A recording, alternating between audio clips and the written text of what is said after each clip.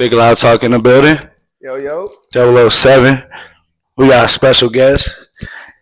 We got Monty the guy in the building, baby. Monty make plays. Yes, sir. Monty make plays. How y'all doing?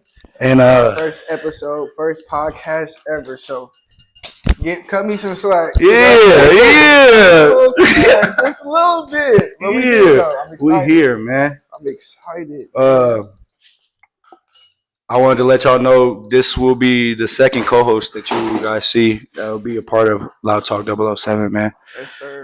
We have one more co-host, Devin. He's staying in Vegas right now, so hopefully he be back. Man. Yeah. You feel me? So soon, very soon, man. This nigga need to hurry up and get back out here because we need more people in this motherfucker, man. But y'all need y'all to tune in, like, comment, subscribe.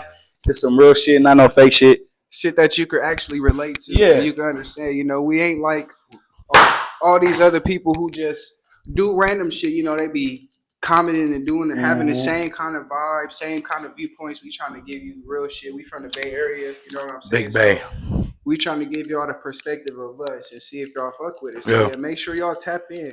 Tap with my boy Loud Talk 07. You see it. We here. You feel me? And what was we chopping it up? We was chopping it up before we turned the camera on. Trying to get a little a feel on what we was gonna chop up, man. But yeah, I remember. So for a lot of y'all, this gonna be our first time seeing me on the podcast, and you know how I even met him, right? So let's start there. Start there. You know, I'm originally from Oakland. Grew up out there. I ended up going to school, changing school and shit. End up going to Mount. And, you know, he went to YV. So Big Warriors. And, you know, playing basketball ends up connecting all of us. You know what I'm saying? Because for me, my partners was like Joe and then like a few other people. Yep. Because of my friends that I made, I ended up getting connected with him because we would all go to Baldwin on Sunday religiously. Religiously. Like I would go to church. And then I would go hit Baldwin up. That was the next thing that I was on my list. Yep. We would start hooping. We would be up there all day hooping and shit. And that's how I end up, you feel me, really getting locked in with brother. And like since we played, like, you know what I'm saying? Like his play style, like we start playing, we start locking in. Like we just been cool ever since. So, you know, I've always fucked with his vibe. He's a great dude, bro. Great father. Appreciate you, brother. You know what I'm saying? He's a great hooper too. Like, and we always be talking shit to each other. Like, and that's what make it better. Like, got to, bro. Yeah. I just feel like we just built a great brothership.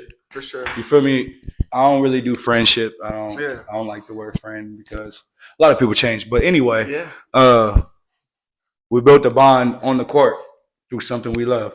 And just like everybody else, like you probably met your best friend through Call of Duty or, you feel me, anything, soccer. Yeah, sports, period. Yeah, or just having common interests with people in life. Yeah. You know what I'm saying? For us, we was able to find it in basketball, sports, but for other people, like you could be in school, you know, work, jobs, you know, you start to form relationships. It's just for us, it happened to be through sports. Yep. And jobs, y'all better watch out. Y'all be fucking in the back. The warehouses. The warehouses. Oh, the warehouse workers. The warehouse workers, y'all better be cool. I heard about Amazon. Hey, that's why y'all had a strike, huh? That's why y'all had that strike the other week. Yeah, I used to work at DHL. I know how they get down there. Y'all crazy as hell. Y'all be having big booty bitches in there, huh? Yeah, they be in there wilding. That's you know what I'm saying? Crazy. Yeah, so y'all know what y'all y'all know what y'all They be shipping them and bricking them. That's crazy. Yes, sir. What's your favorite drink, brother? Well, like, so, what gets you turned up? Like, for me, nowadays, I've been more on like tequila and vodkas, like clear. Okay.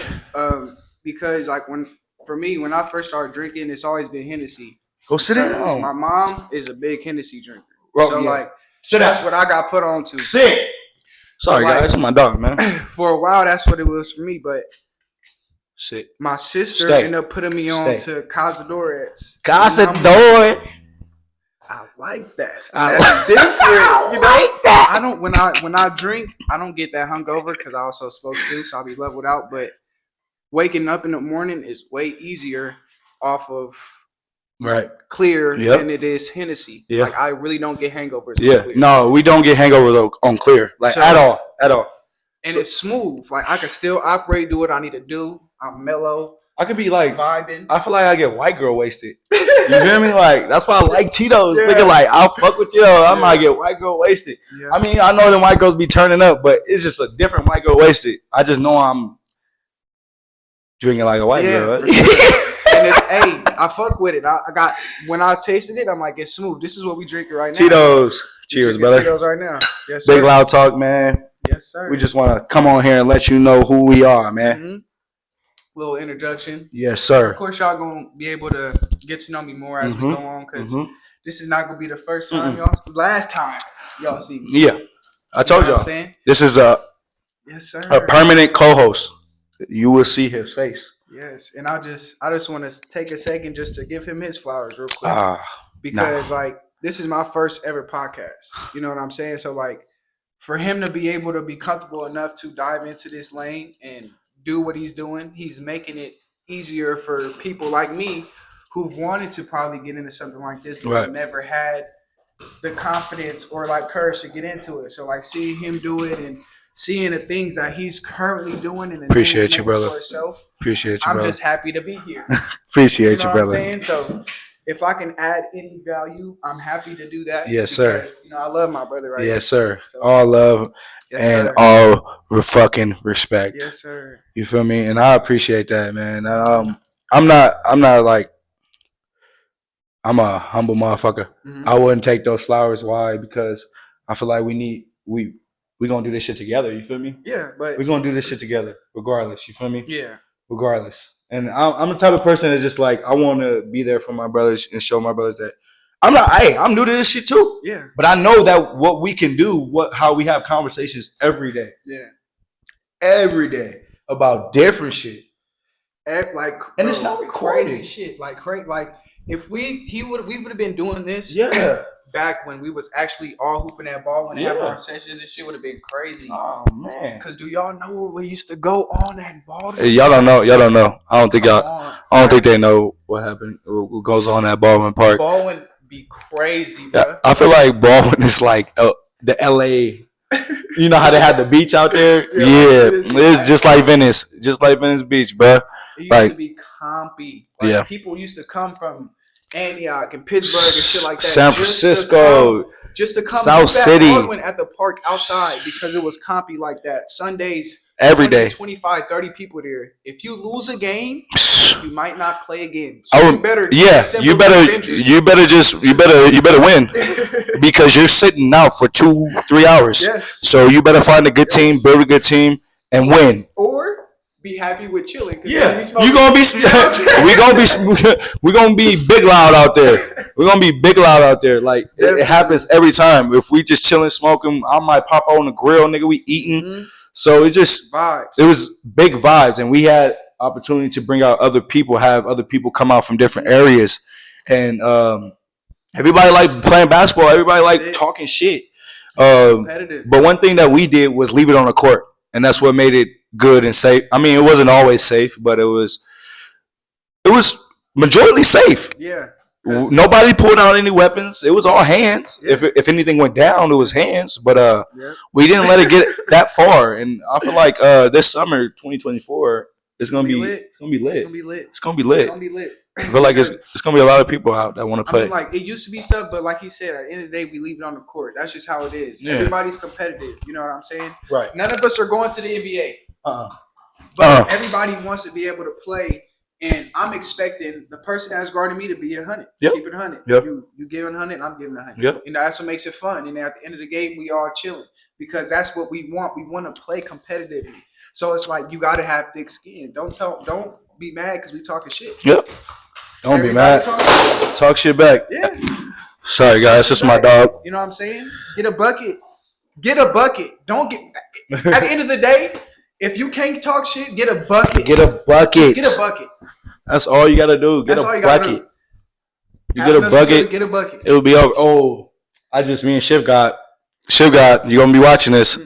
We just made got a 1-on-1 happening. For $100. $100. I don't even gamble. But we gonna have that. We having that go. I feel like if we don't have something towards it, it wouldn't be a good match. You feel me? Yeah. It wouldn't be serious. Like one of us wouldn't put our all into it. So make sure I want to lock in. It's Yep. Shiv got 1-on-1 with Loud Talk 007 KB, and it's gonna be at Baldwin. I don't know. I got allergies. You got allergy season. Feel me? If you know, you know. If I had allergies, I'll be like a fucking baby. I already am a baby when I get sick. I call my mama. I need my mama. But if I had allergies, nigga, brother, it would be over. It's cool. It's not that bad. Like it would be over. Like I said, if I don't breathe in that hard, I'm straight. If I forget the method, I'm sneezing. You see how I whole times in a row, but you know they also say when you sneeze hella times in a row, somebody's talking about you. Isn't that 3 times? It was like, oh yeah. They still talking about you. Yeah. They're having a comment. I was sneezing. Was it yesterday? She was like, "Who the fuck is talking about you?" Yeah. I was like, "I hope it's good." Yeah. right. I hope it's good. Sure. You feel me? I'm not sneezing now. They ain't talking about you now, huh? Yeah. Yeah. That's right. All right. Well, what sports did you play in high school? I played football, basketball, and volleyball. Basketball and volleyball. Oh, I sucked at volleyball. I ain't gonna lie. I kept grabbing the fucking ball like you know how you hit it, nigga. I'll grab that bitch and throw it down. I swear to God. No lie. Swear to God. Low-key nice at volleyball. Hey, I wouldn't doubt it. I was low key because I really started to play because the coach. I knew the coach, so like, Coach Vic was hella cool, bro. Like, and because I just fucked with him off the strength of him just being hella cool, always being around, giving me good advice, just like a good role model for me. I was like, you know what? I'll just play volleyball just because he was just coming in and trying to make a volleyball team. Ooh. So I'm like, fuck it, I'm going to join. So I really started my sophomore year. Was my first year playing. And I really started to really like enjoy it and get into it because I was the type of person like, I want to play the whole game. Right. So the only position in volleyball that really plays the whole game is the setter. The setter. That's the one that's in the back. So for me, that's generally how it's set up. So the lineup, you still may be in the front. Right. But once the ball comes over the net, you can move. It transitions. You feel me? Because you want to go after the second ball. Because now the second ball, I'm trying to set somebody up to be able to hit whatever the case is. You feel me? I get it. So, and that's the only way I could be in all the time. So I learned how to be a setter. So with that, I learned how to also play front row because we didn't have many people on our team because it was a new team. And we had probably like 8 or 9 of us. How many people in total is on the volleyball team? I think at the one time on the court, I think it's like 6 people, if I'm not mistaken. Or okay. 5. Total roster? 11? Yeah. So like we had probably like 9. Bro. Oh, shit. We didn't even have like a full switch out. Right. So it's 6 people. So, shit, you needed a whole like another 6. We need 12 people. 12. But we only had like 8 or 9. Damn. And then some games we only have like enough people to play the game. Right. So that's a whole lot of game. That, but it also helped me learn to jump high. Right. Yeah, you got bounce like footwork. And then he can fly. So he can touch rim. Like the only thing for me was you're right though. You're right. Only thing for me is I fucked it up my sophomore year. I mean my senior year because I started smoking. Right. I started just fucking around a lot because I had that senioritis. So I was like, fuck everything pretty much. You know, I'm already done. And I fucked up my opportunity to potentially progress further with volleyball because even though I just started my sophomore year. You could have did something with the volleyball. Niggas was doing. Brother, my junior year, I went straight to varsity, and then I started helping coach the girls' volleyball team at Mount. Oh, that's dope. Literally, me and Coach Townsend was hella close. So you basically was a coach for the girls' volleyball team? I helped, yeah. I would go to games, and hella shit, bro. That's dope as fuck. I can imagine you a volleyball player. Yeah. Whatever that does, like, I don't know. I know I used to watch volleyball, the beach volleyball. Yeah, me too. I don't know why that shit was so interesting. Women's. Their asses out. We're gonna put a volleyball player at the top. And they get dirty.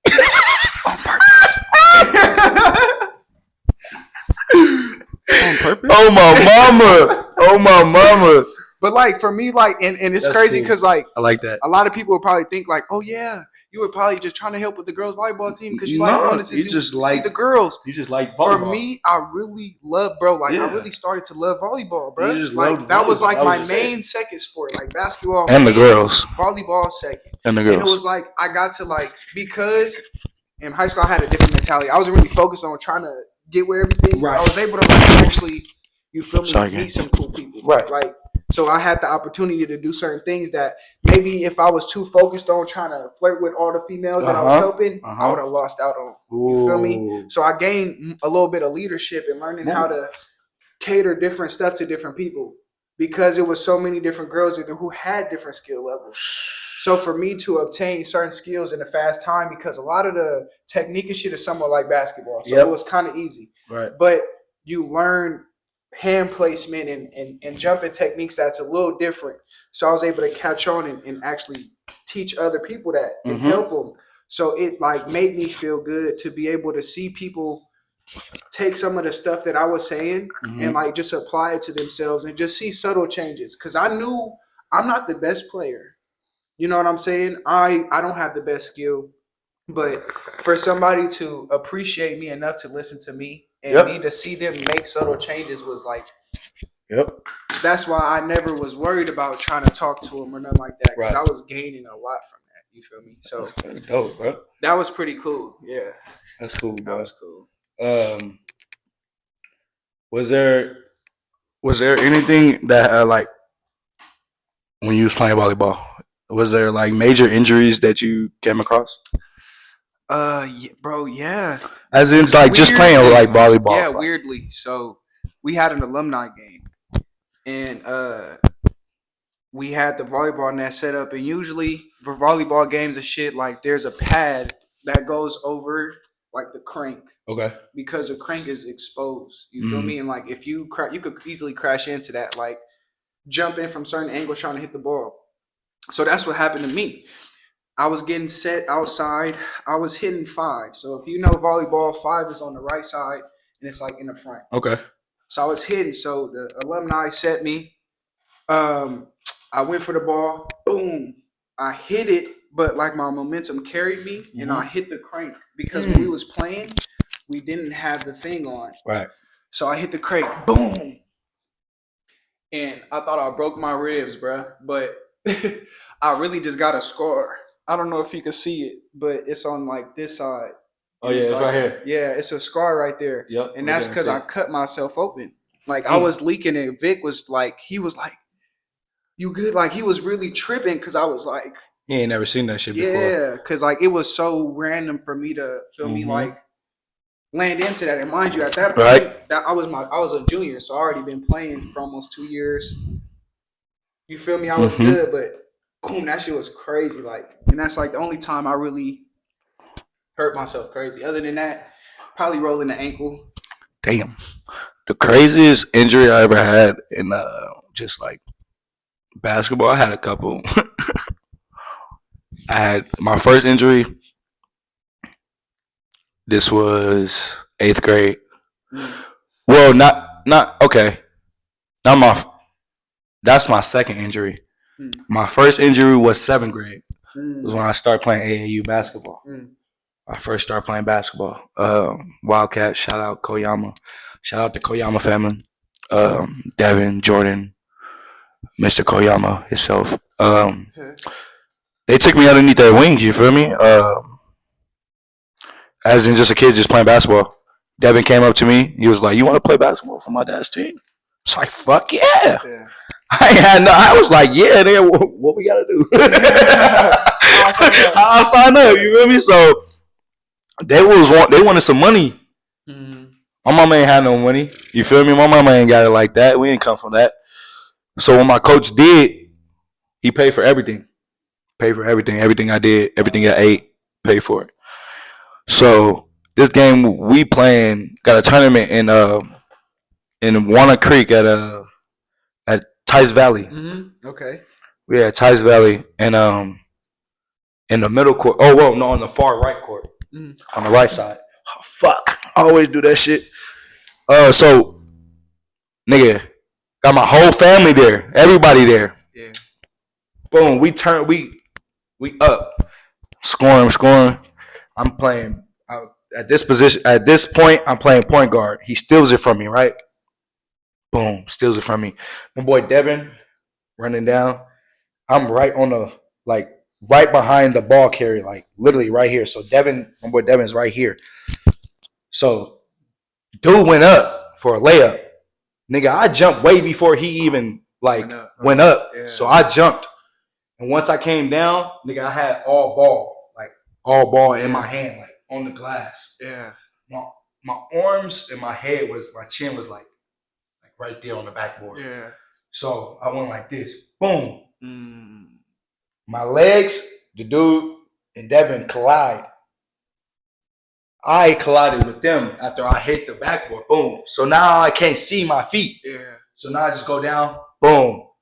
I trip over them. They fall right, like when I say right in front of me, yeah, I had nowhere to land. Yeah. So they collided, fell right there. Boom. I trip over them. There's a pillar, a concrete pillar divided. So it goes this pillar, then the wall. Yeah, so it's a corner piece. You feel me? The piece that they padded up. Now they got it padded up. Yeah. Back then they didn't have it padded up. So my neck and head went straight into the corner piece, like just like this. Wow. Boom! Oh my god! Like, nigga, it knocked me out like something crazy. Like I got hit by like a train or something. Like knocked me out because I was going full steam. Like, and I couldn't stop myself. My hands wasn't even like, my hands was back here. Yeah, because you caught the ball. Yeah, and I was still trying to catch myself. So head went straight like all this.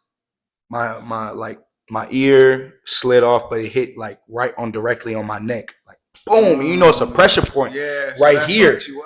Bro, it knocked me out. I woke up on a stretcher, boy. My coach Koyama was like, "You know where you at?" I was like, "I'm in the hospital, am I?" You know how they supposed to ask you if you know where you at? I'm like, "But I'm in a hey." You're an asshole. I'm sorry, guys, bro. This is what happens when you have a dog that don't, and she eating doobies. She's tripping. She tripping. That's why we have a podcast room. But I didn't want to go in the room because we was having good conversation right here. For sure. We were just having good conversation out here, so I didn't want to go make it in the room. But that was a crazy ass injury I had. My first injury, and that was my first concussion of my life until the 9th. I had 9 concussions throughout my whole life. Play football. Huh? Yep. The rest of them came from football. 2 of them came from basketball. The second one was the same way. Happened the same way as the first one. But this one, the doctor said that was my last concussion because the doctor said I was supposed to be in a coma, and I was either dead or in a coma. I was in a coma for 1 minute and 30 seconds. I was out. Like, when I say out, there was like. Remy said he can just feel my chest going like this. I couldn't hear anything around me, like nothing around me. The only thing that I heard, and when I came back, like came back to my coach Koyama was like, Khalil. He like hit my side, my shoulder. He like, Khalil, and I said, like you just inhaled the like first I just time inhaled ever. like I was a baby, like, and he was like, you okay? I was like, hell no. Nah. Like I didn't say that, but I took a deep ass breath and I said no. Like my head hit the floor. Boom. Like I had a clean block. It was no foul. The ref said it was a clean ass block. But again, my feet wasn't underneath me. Yeah. I was like sitting in the air. Coach said I was like, when I went for the ball, I had it on the glass for a second. And then he said I turned my body and the guys hit my legs. So I was literally like this in the air with the ball. He said I was literally like this. But like falling backwards. Backwards. Your hand is backwards and your legs. Now I'm like this. Bow! Hit the boy. I went to the hospital, nigga. My girl was pregnant at that time. That's when she was having Jeremiah. That shit was crazy, nigga. That shit was crazy. Because the girl at the time, she wasn't even at the fucking game. Like, nigga, what? She was tripping. Like, no, that shit crazy. Like, That's crazy. See, I've never had a concussion, but like I've never broken a bone. But like my worst one was probably playing football. We was doing like little hitting drills, like catch it, and then like you feel me, you gotta either juke or like just take the hit, try to push through it, right? Right. So like on my drill, I remember it was with Daryl too. You remember who Daryl is? Yeah. Yeah.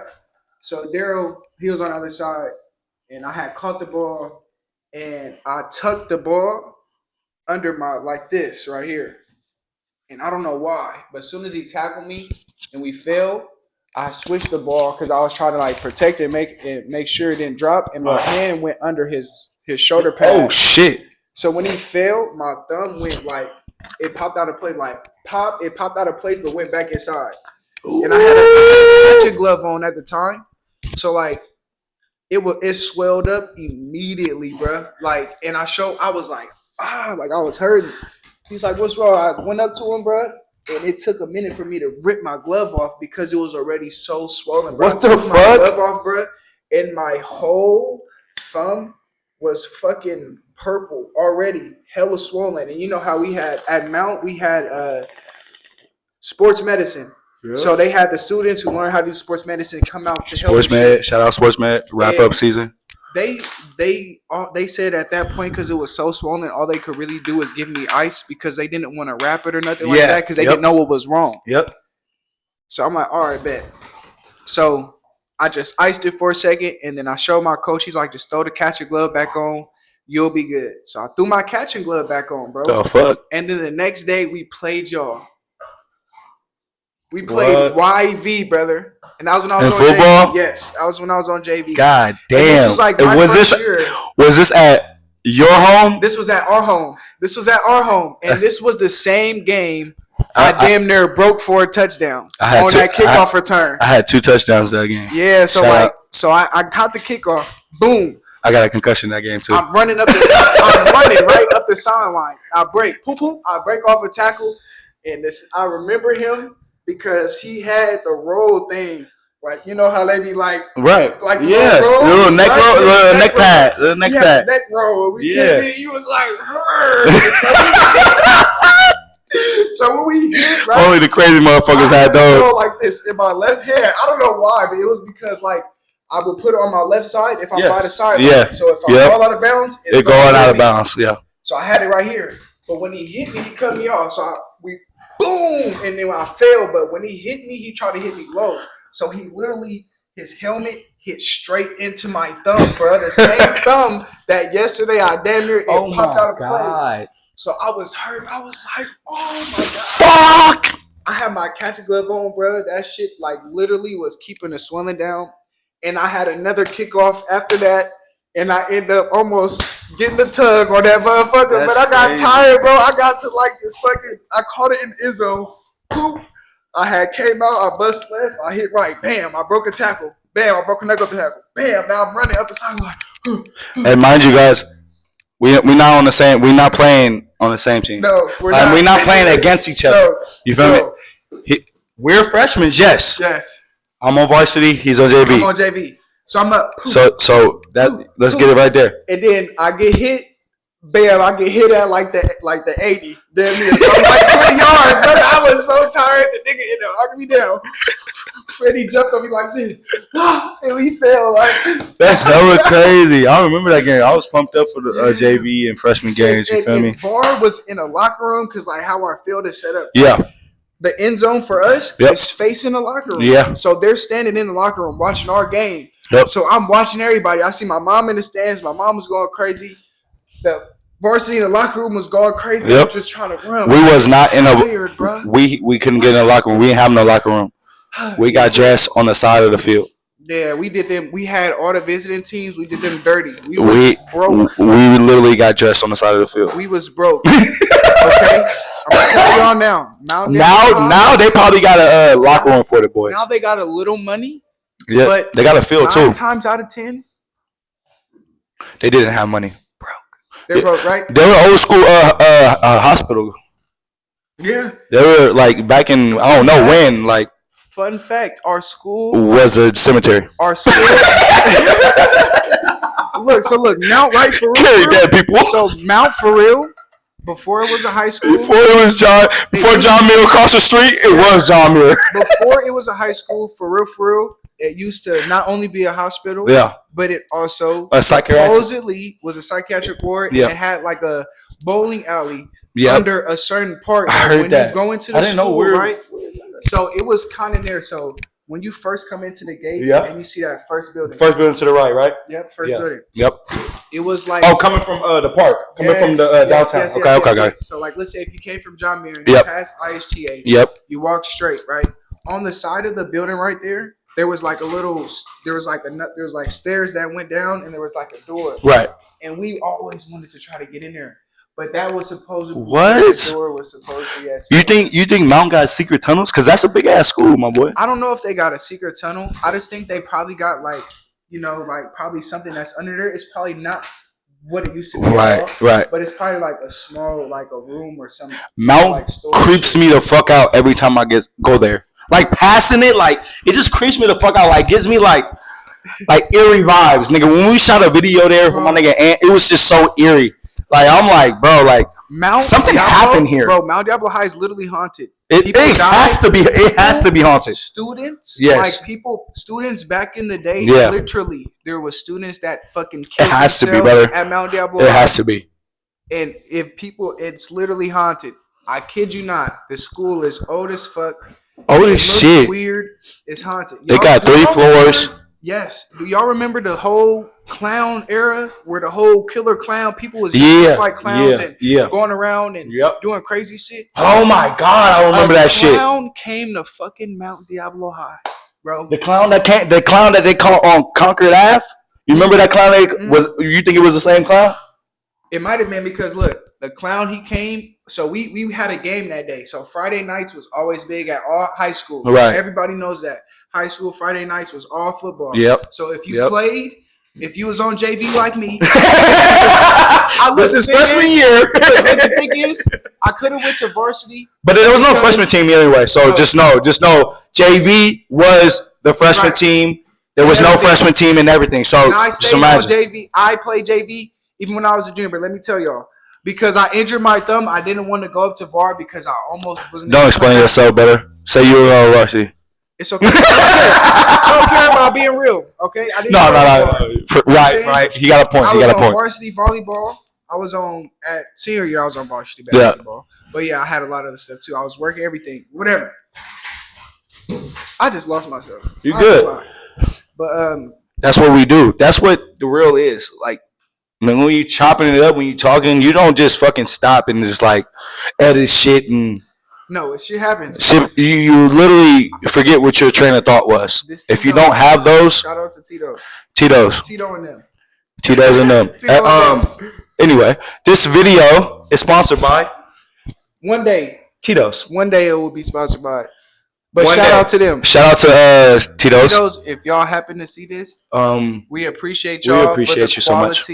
Of this here and the purity, you know what I'm saying, and the purity. We love how we can mix it with various different juices. Yes. So it's a very versatile drink. Yes. And it does the job. It does the job single time. Every time. Shout out to Tito. And it doesn't get us. It doesn't give me like I'm gonna feel sick tomorrow. No, you feel me? Like exactly. It's smooth. It's very smooth and very like you can really like. Work through this shit. Look it. Don't do it. I'm just saying. You can drink this by itself. Yeah, you can. If you really like it like that, you can drink it by itself. That's why it's smooth. You feel me? We had a little bit of pink lemonade, and guess what? Yeah. Just with a little bit of pink lemonade, I didn't taste alcohol. Bro. So I had to babysit because I know if I would have drank it too fast. We baby sipping. Yeah. We supposed to babysit with tequila and vodka. You supposed to sip it.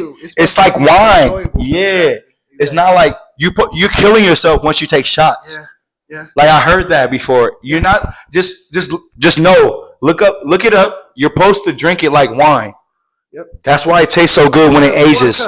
Pour a cup and sip it. And see how you feel. Little ice. 3 cups. This is why I count. I count 3 cups, brother. I can 3 cups filled up to like right here. I'm straight. At the 3rd cup, I'm not even feeling. I'm not even like I'm feeling it, but I'm not even like drinking it all the way. Yeah. I still got a little bit in my cup. You feel me? I don't want to even pour me a 4th cup. depends on if I'm out. Yeah. If we out and doing something, then we pouring up. Hold on, y'all. I'll be right back. Got Mama Duke's calling. But yeah, bro. Shout out to Tito's, man. I hope y'all catch this video some way, somehow. We really do appreciate your drink. We do appreciate the quality, the purity of the drink, and shout out to Tito's, man. Yeah, another story, bro. I gotta go out to LA to tap in with my boy Zach G. He's a producer in LA. I've been knowing him since 5th grade. But he's a producer in LA. I want to get him on the show just to get pick his mind. You feel me? He's a great guy. Make fucking dope ass beats, and I think you guys need to hear him out. I think you guys need to see his face, and I think you guys need to hear his fucking beats. For the ones that make music out there, tap in to ZG300 on Instagram. I will put his link in the description at the bottom of the video. But today we was just chopping it up, man. Really wanted to come together, and I'm trying to get a crew together. You feel me? I'm really trying to build a crew, a podcast crew, and come together and just do some dope shit. I never been a part of anything like this. I never started anything like this. I never thought I would start anything like this. I grew up in an era where I didn't have a phone, so technology wasn't in my household. Other technology that was in my household was a computer, but wasn't too tech savvy with that. But I only used it for Facebook, MySpace, and shit like that. YouTube came out a year after that. But yeah, man, I just want to bring a light to real life and show people that there are real people out here that do real shit, and it's not edit. I don't want to edit anything out because I'm not a good spokesman or whatever you want to say, however you want to do it. But I know I got a story I want to tell and shit I want to talk about, and some shit that I talk about may not be for YouTube. But the shit I'm talking about today is definitely for YouTube. So today we got on the camera today. I mean on the TV today. Fucking MacWap TV. They live right now. If y'all ain't doing nothing, go over there. Fuck with them. But when I post this, it'll probably be live again. So anyway, but this podcast wouldn't be a podcast without my brother. Money Make Plays. Yes, sir. But I want to give another shout out to Back on Fig. Back on Fig is a podcast crew that I've been watching since fucking they was on Adam 16 show. If you guys know who Adam 16 is, I don't have to say more. Yeah. But you know the 3 black guys that was on their on their show. The only black guys on their show. I fuck with them. You feel me? I gravitated to them. You feel me? Like, as in what they were talking about, as in AD bringing somebody that's just hood. I'm not a hood motherfucker, but I do speak hood language. You feel me? Like, we've lived in the hood. Yeah, you feel me? Like, you don't have to be like necessarily deeply involved and come do all the other shit. Like, you've been around shit. So. Right. So I just gravitated to them. They was talking about some shit. He's always goofy, bruh. I'm a goofy motherfucker. And it's just crazy because a gang member, when I see a gang member, it's like, when I hear a gang member, it's like a hard ass nigga. Mm-hmm. Don't laugh at shit. Yeah. Just want to be serious every time. Yeah. When a new homie come over, you want to check him. Yeah, like stereotypes. Yeah. You feel me? Like, that's what I thought. You feel me? Until these niggas came about. Yeah. Until they showed that niggas are goofy. Yeah. Niggas not hard every day. Yeah. You feel me? Mm-hmm. And for me, I was like that. Why? Because I thought being hard every day was something. Yeah. I'm a security guard for my family, so that's why I say that. You feel me? So, of course, as a man, as a man, it was just like something like that. But as I had babies, had my children, and you see how I correct myself. Yes, sir. So once I had my babies, it was like I got soft. And it's okay. Yeah, it is. And I realized it's okay. It's okay. But I had to be so tough, like, and to see a man that has 4 kids, 2 girls. You feel me? Yeah. And he's willing to say that he became vulnerable. I mean, is vulnerable? No, not vulnerable. That's not the word. I'm sorry. What's that word, bro? When you, like, I don't want to say soft, but you know what I mean. It's more, you become soft. You become more soft when you have your babies that you looks up to you every fucking day, and you're just trying to provide and see what they like in life. It's not. I want to really say, like you say, soft, but it's more like before, if you had to live with an edge because you're so used to all your interactions with a lot of people because of where you're from or where you may have been, like growing up and stuff. Sometimes you grow up to being a little more callous to a lot of stuff. Right. You know what I'm saying? So you don't look at Disney stuff the same way. You don't, you feel me? You don't look at sentimental and family things in a certain kind of way because maybe the family dynamic wasn't the same, or maybe the environment that you lived in didn't really promote family stuff. Like it was violence and all this other thing. So you grow accustomed to certain things. So it's like when you have the opportunity to be a parent and all of these things, it just gets you to see like there's just so much more to life than trying to, look at life like it's always trying to attack you. Right. Now you got something you got to defend. Right. You got something that you got to. It's always a wall, brother. Yeah. It's always a wall. I felt like that. It makes you look at it different because now, like for me, for instance, right, I was never the kind of person to even tear up or even look at certain movies a certain kind of way. Because when I grew up, I was a middle child, so I didn't always get love and affection. I didn't always get love and affection in a certain kind of way. I was always the one like, okay, you're middle, you're strong, you should be able to do this. You should be able to do everything. Right? Yeah. So when I had kids and I started to watch certain movies with them and stuff like that, and I started to really pay attention to some of the messages that was presented in the movies, it touched me because maybe not the whole Disney shit. That's kind of corny, but sometimes the messages be real, like loving the people that's around you while you have them. Right. Because it's important because you're leaving imprints on these little people. Don't you feel like Disney is like more imprint? Yeah. Like they're trying to make you gotta spend more time with your family. Yeah, like they want you to the importance of family and the importance of love and sharing it with those around you. Because in a lot of iterations of different shows, you see the family dynamics be totally different. Sometimes they'll all be all together, right? Yeah. And then sometimes they'll be separated, but they find a way to come together. Or maybe all of them being together creates a problem because there's no space to be different. And you try to grab from that. Exactly. So it's like I definitely done. Yeah. So it's like now, before when I was in a different mindset, when I didn't have 2 kids, I would look at this shit like that's done. I can't relate to that. Right.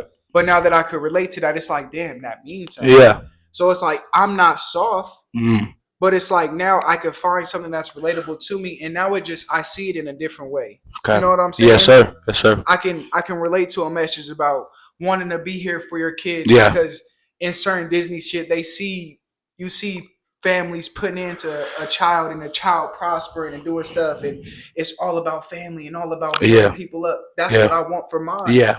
Yeah. So when I see that, I'm like, damn, even if it's fake and it's fiction, it's just like, it makes me feel good. Yeah. Because this is what my kids is watching. Yeah.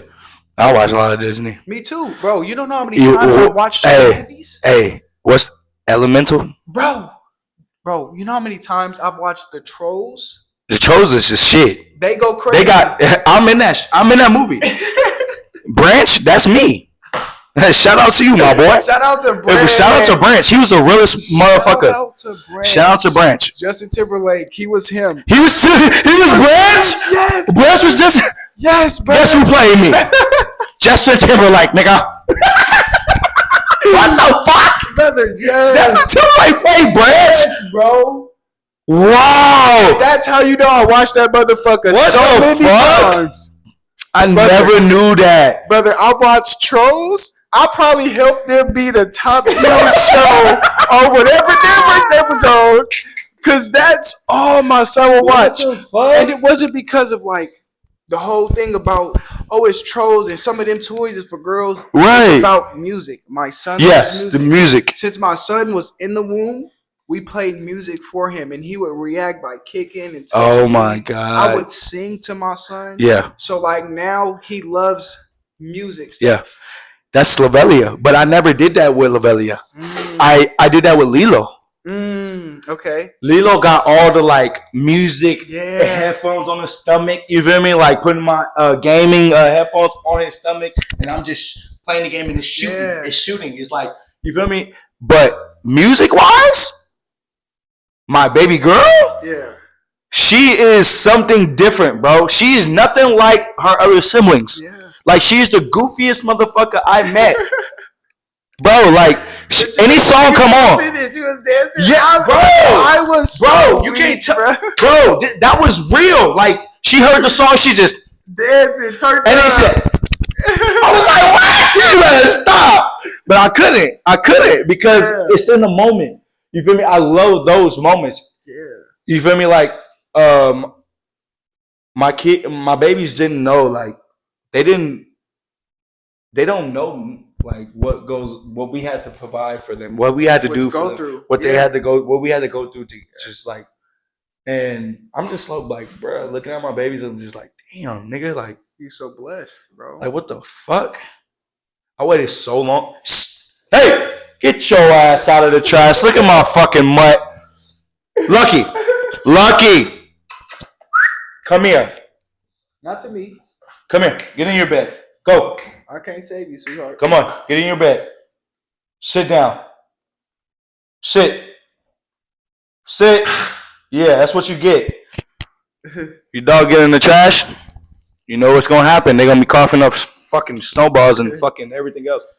If y'all climb me up picking my dog up by her extra skin, that's what the fuck it's for. Yeah.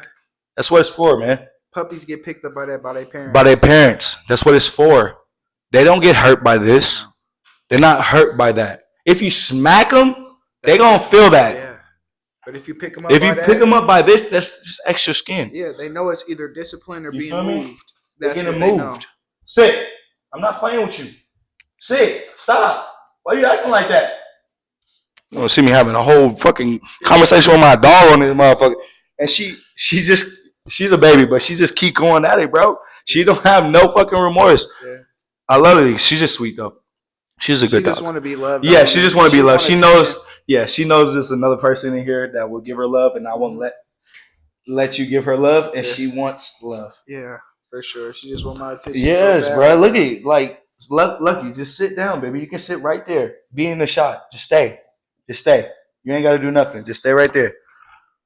Hold on. You better go in the room, bro. All right, good. You going in the room. Hi, Lucky. She going in the room, guys. She's out of there, y'all. When I say the room, she's out of there. She's just a little too excited right now. That's all it is. That's all it is, y'all. She's a little too excited right now. Way too excited right now. But if you're a parent, y'all, if you're a parent and you do end up seeing this, comment down like what's some of like y'all like favorite things about being a parent. You know what I'm saying? And about like some of your perspectives changing, because like I know, like for me, like I said, I just look at certain things a little differently, but also I'm a little bit more guarded as well. You know what I'm saying? Especially in the world we live in now, with all of these different things, it's hard to filter certain stuff that your kids watch because it's in everything. You know what I'm saying? So, you know, comment what's your favorite thing. Comment like what is like what has changed for you since you've become a parent, and you know, what are some things that you enjoy? Because I know a lot of people who haven't became parents yet. Why don't you listen? Maybe some of the things we talk about, they may not relate to. Some people, even if they're not parents, they've probably had siblings or other people that they've helped raise. So they probably had some of this experience that we're talking about. Right. But it really comes from having your own and, not being able to give that baby up, and, having certain times where it's like you may be frustrated and you may feel all these kind of things, but you learn how to work with your kids. You learn how to work through it. You know how to monitor yourself more and, be more understanding, and learn how to be more compassionate and stuff like that because you care about these little people. Yes. You want them to be the best. You want them to be better than you. Oh, gotta be. You know what I'm saying? So if anything they start to learn and love, you want to pour into. Yep. You know what I'm saying? And just make sure you're the best person to help them strive to be the best them. Yes. And like that's you said that right. Yeah. Try to fucking my kids don't. I mean my babies don't. I take to heart some shit that they say. I ain't gonna lie, because I am a parent, and the shit that they be saying, my baby, it just be like, what the fuck?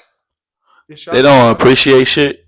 I'll be like, what the fuck? You don't like your room? You don't like your house? You don't like your bed? Like, do you know what we had to do to, like, do this but to get this? How we was when we was kids too. Though, but I don't know if I said that shit to my mom. If I would have said that shit to my mom would have fucking backhanded me. But it's just like I have a little understanding of it. I wasn't like that because I grew up hard too. We didn't have a lot of shit. I was homeless when I was young. Yeah. And then like we stayed with everybody else other than our shit. You feel me? I slept in a car for a long time with my mom. All high school, nigga. So, even as an adult, I went through it. So it's like maybe because we went through certain things, we just have a different perspective. Yeah. You know what I'm saying? But bro, sleep, bro. I can only like I want motherfuckers to go through what the fuck I went through and see if they would survive. Yeah, but some people they not. I'm a believer in God. And you know what I'm saying? So I was supposed to be a pastor. Shout out to my Uncle Rich. Let's just start there. I believe in God. Yeah. So like I know he never makes a mistake. Right. Period. He never does. Right. Everything that happens in life is meant to happen. A lot of the times that we run into certain things in life and it's a hardship or it's something that's an obstacle, it's meant for us to be able to learn and overcome. So then the next phase that we get into in life will be prepared for. You know what I'm saying? And a lot of times we may not see it in that moment as that. Because any kind of storm, any kind of hardship, a lot of the time it's like, damn, why is this happening to me? Mm-hmm. But because God puts us through certain things and points of our lives, it's meant to build us up to get us to the next level. You know what I'm saying? So when we have these perspectives, because we went through certain things in our life, some people may not agree with it or understand it because they just haven't got there yet. People, when they have certain kind of lives, they're not always they don't always go through certain things. So when they get older, maybe then they'll have that lesson. Right. You know what I'm saying? Right. So everybody's walk is a little different. So never measure yourself to anybody else. Okay. If you're not where you want to be and you see somebody that doing something that you probably want to do and you're just not all the way there yet, do not hate on them. Don't. Love them. Because guess what? Now you have somebody that can potentially help you get to where you want to go. Don't look at it as an attack to you. There's millions of people in this world who do the same shit. Yeah. And there's enough money in this world for everybody to get money. Everybody. I don't give a fuck how much debt we in. Trillions of dollars. Hey, we can make money. So at the end of the day, it's enough for everybody. Everybody, see how many streamers is rich? Come on, man. How many people who do podcasts is rich? Man. So join the people that you see doing the same shit as you. Be humble enough to be like, you know what? You're somewhere where I want to be. Is there something that you could tell me that I could be better at? Especially if they're succeeding. And be open enough to listen. And I guarantee you'll get further in life if you just change your perspective just a little bit with that, bruh. Because then now since you're open, how many connections can you make now? Ooh. Who can you run into now that you're ready? You're like, okay, you know what? Maybe I can learn more from this person. Even though they're doing the same thing I want to do. You know what I'm saying? Now they put you on game. Now you got a whole different perspective. Now you look at it like, oh, okay. Boop, boop. Now what if y'all connect on some shit? And now you growing to places that you've never thought that you could get to. Never. And it's your reality now because you change your perspective. That's it. That's all we got to do. Boom! That's all we got to do, brother. Mamba clot. Change our perspective sometimes because we limit ourselves a lot. Yeah. We limit ourselves a lot. Let me put this right here. So I can hit this motherfucking mob real quick. My oldest son. And that's me. Oh, shit. On my oldest son. Almost. I turned off my mic for a second, gang. My bad. My mic's still on. We still rolling. We still good. So I gotta check. I ain't got a cameraman like everybody else. My cameraman not here today. What? I have a cameraman and he's my brother, but he busy today. So we doing it our way and the easy way. Yeah. The easiest way. You know, hey, you shit. You shit. Your tail was straight, bitch. I know the signs. Yeah, I know the signs for sure. You better not knock it over, bro. Watch out. Go on your bed. But you seen this Kai and or hold on. You seen that? You know who Dijon is? Dijon. Are you like a sick? Why are you acting like this, bro? Where's your fucking mother? What the fuck? This is why we should have did it in the room. Man. Fuck. But it's okay. This nigga did a grade report card on the Bay Area rappers. And this nigga's from LA. Okay. What the fuck are you grading the Bay Area rappers for? Yeah. You're not even from the Bay. Yeah, it's gonna always come off a little biased because it's always something between LA niggas and Bay niggas. Right. I don't know what it is. Why like, you're we be trying to like figure out, baby, like it just be so much like kind of in the mind type shit, but right. Oh. I don't know if someone from there could potentially do that. I mean, unless he's well versed in hip hop and rap and very current, then maybe, you know, I would just have to hear his opinion and just see how I feel about it. Because I'm the kind of person like, I'm never the one to say I don't like something or something like that if I've never given it a listen or a chance. Yeah, exactly. You know and he's giving these niggas like C's, D's, F's. Yeah. I'm like, my boy. Hey, baby. I got the wife in the building. You want to say something to the pod? Hey. Yeah, you won't see her face unless you on my page. But she's the person that's gonna be like on the background. Feel me? She's gonna have her mic, but you won't see her. She'll have her opinion for sure. But yeah, what made this nigga want to like do a report card on the Bay? But he did a report card in LA on LA rappers. Okay, that sounds. I mean, it'll make sense because I ain't gonna lie though, and I'm gonna be 100% honest. It's a lot of Bay Area rappers that are good. Yeah. But the unfortunate thing, and it's not just with the Bay, it's just with the music industry in general. It's a lot of people who sound the same. So it's unfortunate that, you know, being from the Bay, you know, a lot of people who's gonna sound the same. They do probably have a lot of shit they talk about that sound good. You know what I'm saying? But it's just unfortunate that it's a lot of people who may sound similar to you. So it's like it's easy to, you know, overlook this person's talent because it's similar people who may sound like you know what I'm saying? And with the Bay being as diverse as it is, they're going that's easy to do. Yeah. So I mean, in general, like my view of the whole music industry, not just for people from the Bay, but just let's talk about the music industry. Who makes it in general? I just feel like I didn't think I was going to talk about the music industry, but I guess we talking about the music industry. We gonna talk about it just a little bit.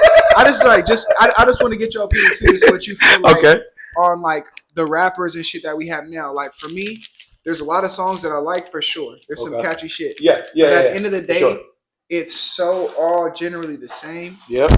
And like for me, I kind of enjoy like 90s, early 2000s music a little bit more than some of the I'm on repeat, baby. Into now. I'm on repeat because at least back then, the music had just a little bit more substance. And does substance mean meaning? Yeah, like okay, meaning, so okay. it had a little bit more substance. Yeah, I'm slow, guys. I'm sorry. I had to ask that question. At least I asked it, right? No, it's okay.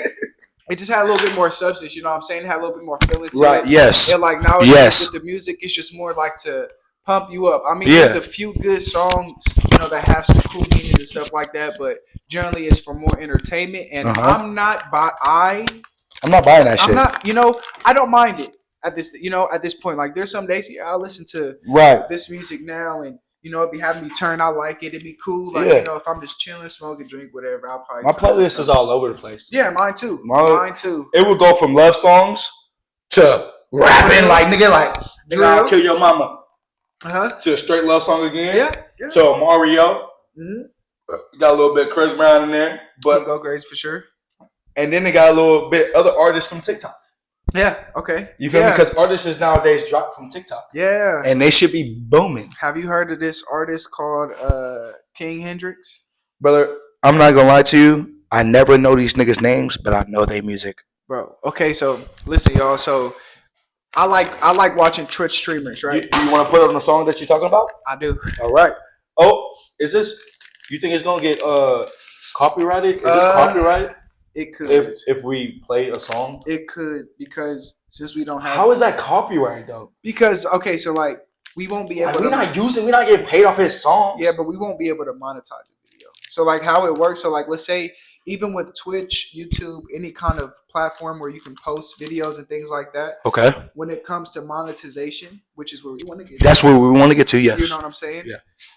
We don't have rights to this music. Okay. Because it's owned by other entities. Not even necessarily by the artist, but you know, whoever they're signed to, these corporations, they own the music. So they're going to want some percentage off of this shit that because we don't have no rights to be able to play it. That's fucked up. It'll be DMCA. That's what they call it. Okay. DMCA. So we'll get DMCA striked. Oh, red flag. Yep. So if we have a certain amount of those, they could ban the whole channel. We don't want that. We don't want that. So that's why we have our TV on mute. That's exactly why we have our TV. And this is why we won't have a TV. This is not even our podcast room. No. We're in our living room. Yeah. So this is not. The room is going to be we're taken care of. We're trying to get that shit set up. I want to get it set up to where I feel like motherfuckers is ready. Yeah. Like this room is ready. Yeah. And enough shows that we get together like this and we get in that motherfucking room, it will feel totally different. Yeah. Because then we're going to be more comfortable. Yeah. It's just going to be a different kind of vibe. Bruh. Everything, for sure. Like this, like I just want our fans, our fans, are just the people. I wouldn't call them fans. People that love watching us, or just tune into us. You feel me? Yeah. Whatever it is. If you find us entertaining in any kind of way, or if you feel like you can relate to some of the things we touch on, yeah. Or if you feel like you could just provide a different kind of insight in a positive way, so we can learn. Yeah. Why don't you comment? Yep. You know what I'm saying? And reach out. We all got different handles. Yep. Reach out to Loud Talk 007. Yep. You feel me? You can reach out to Monty Make Plays on Instagram. On all platforms, Monty Make Plays. He's on Twitch. You got Kick? Not yet. Twitch and Instagram. And TikTok. Monty Make Plays. Yep. Monty Makes Plays. You'll find me. You'll find him. You feel me? Favorite Lyft driver too as well. Yeah. Favorite Lyft driver in the Bay. I got a little series going on right now. Oh, you got a Lyft driver series? Yeah, I got a little. Let me know some. Where I've been just I haven't posted many. I posted two so far. Yeah, you just been recording. I've wanted to. So I just don't know if I'm capable of doing it. But one thing I've always wanted to do is because I drive Lyft. Yeah. I want to do a mini stream when I get people in the car and just ask them different stuff. Because like I said, bro, for me driving Lyft, I've ran into some of the most diverse sets of people. Come up with trivia questions. Yeah. So I could ask people the New York taxi how they feel about certain shit. Or maybe, like you said, do a trivia, see what they know about music, or know about try to make them smarter than the fifth grader questions. Shit like that, smarter than fifth grader questions. That would be so fun Because literally, and if when you drive Lyft, if you got jokes, or if you got like, or was it jokes? Nah. Damn. See, this is why I hate this shit. It's because I don't write this shit down, guys. This is just live in the moment. This is in the moment. This is a vibe. I don't we just wanted to catch each other. You feel me? See how we do on camera. Yeah. That's it. We can do this off camera all day. Yes. All day. Easy. This is all day. Literally. But we do this all day. Why not record it, right? So yes, sir. This is where we at right now. This is where Loud Talk is at right now. Sir. And we starting off. Yeah. Like I said, I'm excited to be a part of something that I could relate to. You know what I'm saying? I love my brother right here. I've known him for some years now. You know what I'm saying? So for us to both be fathers, we're trying to accomplish certain goals that are similar. Yes, sir. It just feel good to be a part of something. So, I stream. He streams as well. So, I'm not too uncomfortable on camera. Yep. I'm not either. But, for me, a podcast is just a different kind of setting. Right. I get you. It's just a little bit of an adjustment for sure. But it's fun, though. You know what I'm saying? I feel like it would be fun, but for the motherfuckers that don't got ops, all my motherfucking friends out there, I say friends because they acting like it. They're not acting like motherfucking brothers out there. Why the fuck are you not on here? We want y'all. Y'all don't have no ops. What is ops? Opportunities, motherfucker. You're missing them. We just want to vibe. Look, this is the thing. Because our friend group is so diverse. It's very diverse. Yes. In different areas. Yes. We all came together. We've all connected over basketball. Right. We've connected over things like that. And everybody has a different kind of mind state. Yes. Everybody has. I just hate their mind state. I hate it. I fucking hate it. Why? It's because they're like, I don't want to be on camera. Yeah. Bitch, you're ugly anyway. But look though, this is the thing, right? I just wanted to show these ugly motherfuckers what an ugly motherfucker look like. The thing is, for us to be like, showing it's not bad. Yeah. You know what I'm saying? You just got to be comfortable. Yeah. If you're comfortable talking, this is for you. If people are not comfortable talking, yeah.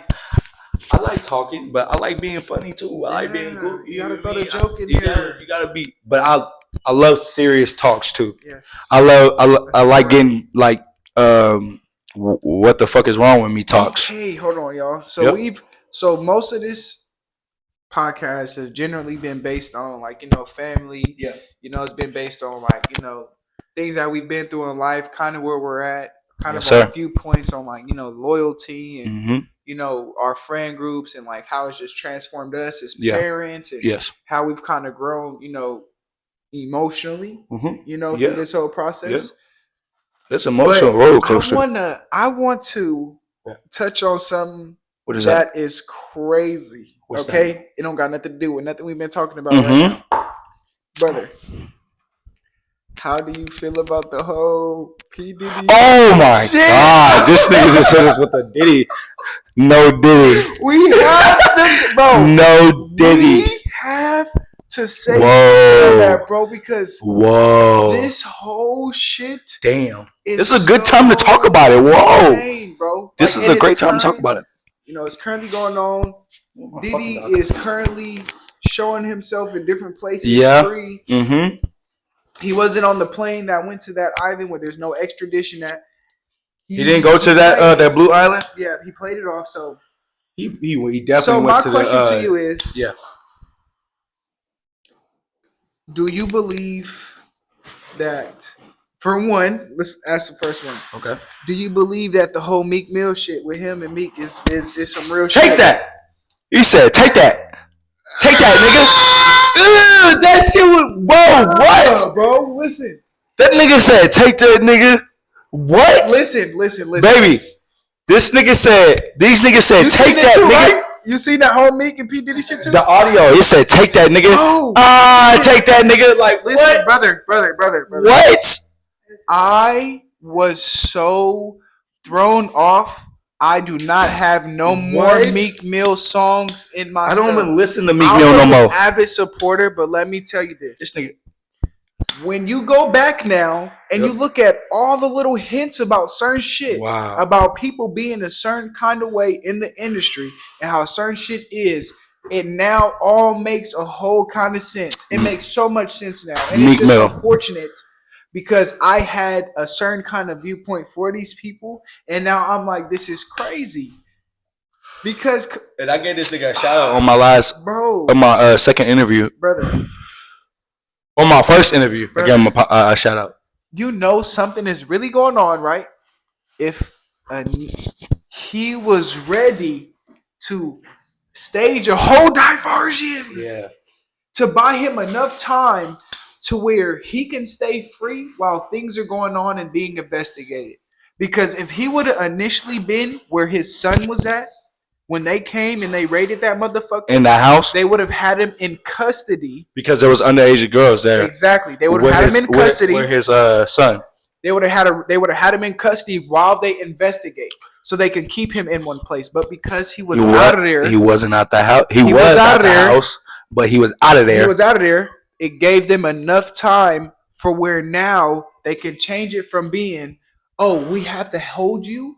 It's now we got to collect more evidence before we can bring you in for something. That's why he's out. He's able to do the shit that he's doing because he's smart. They don't have enough evidence. His lawyers enough time to collect what they needed to collect for them to submit and be like, hey, you guys are going to have to provide a lot more evidence for what you're talking about before you can legally bring him in and try to start some shit. That's why he's able to walk around the way that he is right now, bro. Wow. He knew. The thing is, what if that nigga posted on Twitter, no Diddy? Look, right, you got to think about what if that nigga posted no Diddy? Brother. And that nigga got away with it? What if this nigga get away with it? He posted no Diddy. This nigga got a whole fucking bottle coming soon. Listen, let me tell you something.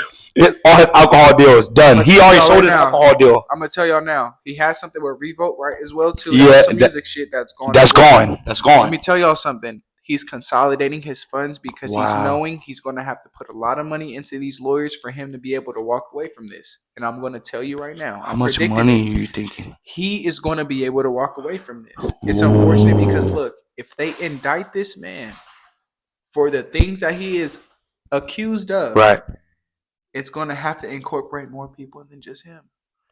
You seen Dame Dash and Jay-Z? Bro. Dame Dash already talking. If they have to shut down about Aaliyah, brother, if they have to shut down everything, it's going to be too many people. All these people are involved in a lot of shit.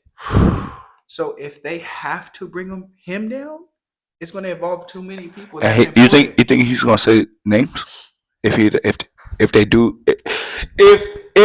convict him? Listen, you think he would say some other names? What's the trend for people who've came up in the industry and they're not I can't even say if they was from the hood because it's a lot of people who claim the hood who've also been rats. Yeah. But the trend for people who don't claim that, somebody like Diddy is just more of an entrepreneur person. He's been in a lot of shit. Never claimed no hood. He's never claimed no hood. He's just had fame from his music early into all his other ventures later on in life. Right. They typically are known to talk.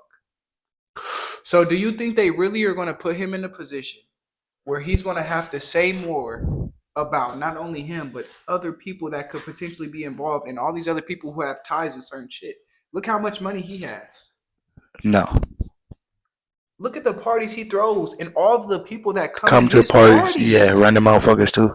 Hella NBA players. Yeah. Hella actors. NFL players. That nigga, Lauren, what was it? He just won a Super Bowl with Tom Brady, the number 7 for the Bucks, the running back, the black nigga. Forgot his name. Me too. I don't know. I don't really. He was all in the video, brother, right behind Diddy. Like he had the same suit as Diddy, bro. So that looked like Diddy. Like he was booty fucking this nigga. Like the thing is, I'm sorry. This is not for kids. Look, y'all. The reality of the world for real is that Hollywood is a different place, baby.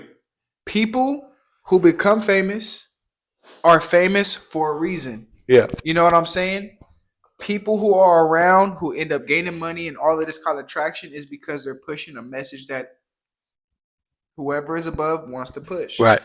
So that's why there's always going to be a gate. And once you get past that gate, there's things that you're going to join in and do because you're already there. You know what I'm saying? Why do you think This whole shit is such a big thing, and Diddy is able to post what he wants to post with him showing himself in different areas, not under arrest, free. If he wasn't going to be able to have some kind of pull to get him free from this situation. If you look at all these other cases that go on that involve big artists that have shit to do, Chris Brown's a big artist, right? Chris Brown's a big artist, right? Right.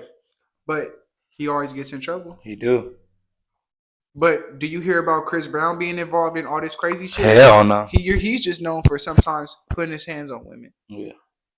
But he hasn't done that in a long time. That nigga hadn't done that in hell so, long. you know, he's already past that. He already knocked out Rihanna. Who next, bitch? Held back by that. He's on a different path. So it's like, you know, certain people who aren't all the way maybe involved in certain things, they have to face certain kind of persecution because it's also like we're going to make an example out of you. But for something like this to come out, it's not only about the allegations with him doing stuff with men and, you know, also raping women. There's also drugs involved. Yeah, with it, about him that's crazy. Having drug mules. It's also connections with him doing other shit. The implications is way bigger than just some gay shit. That's crazy. Sorry for saying it like that, but that's crazy. We're gonna say GPS.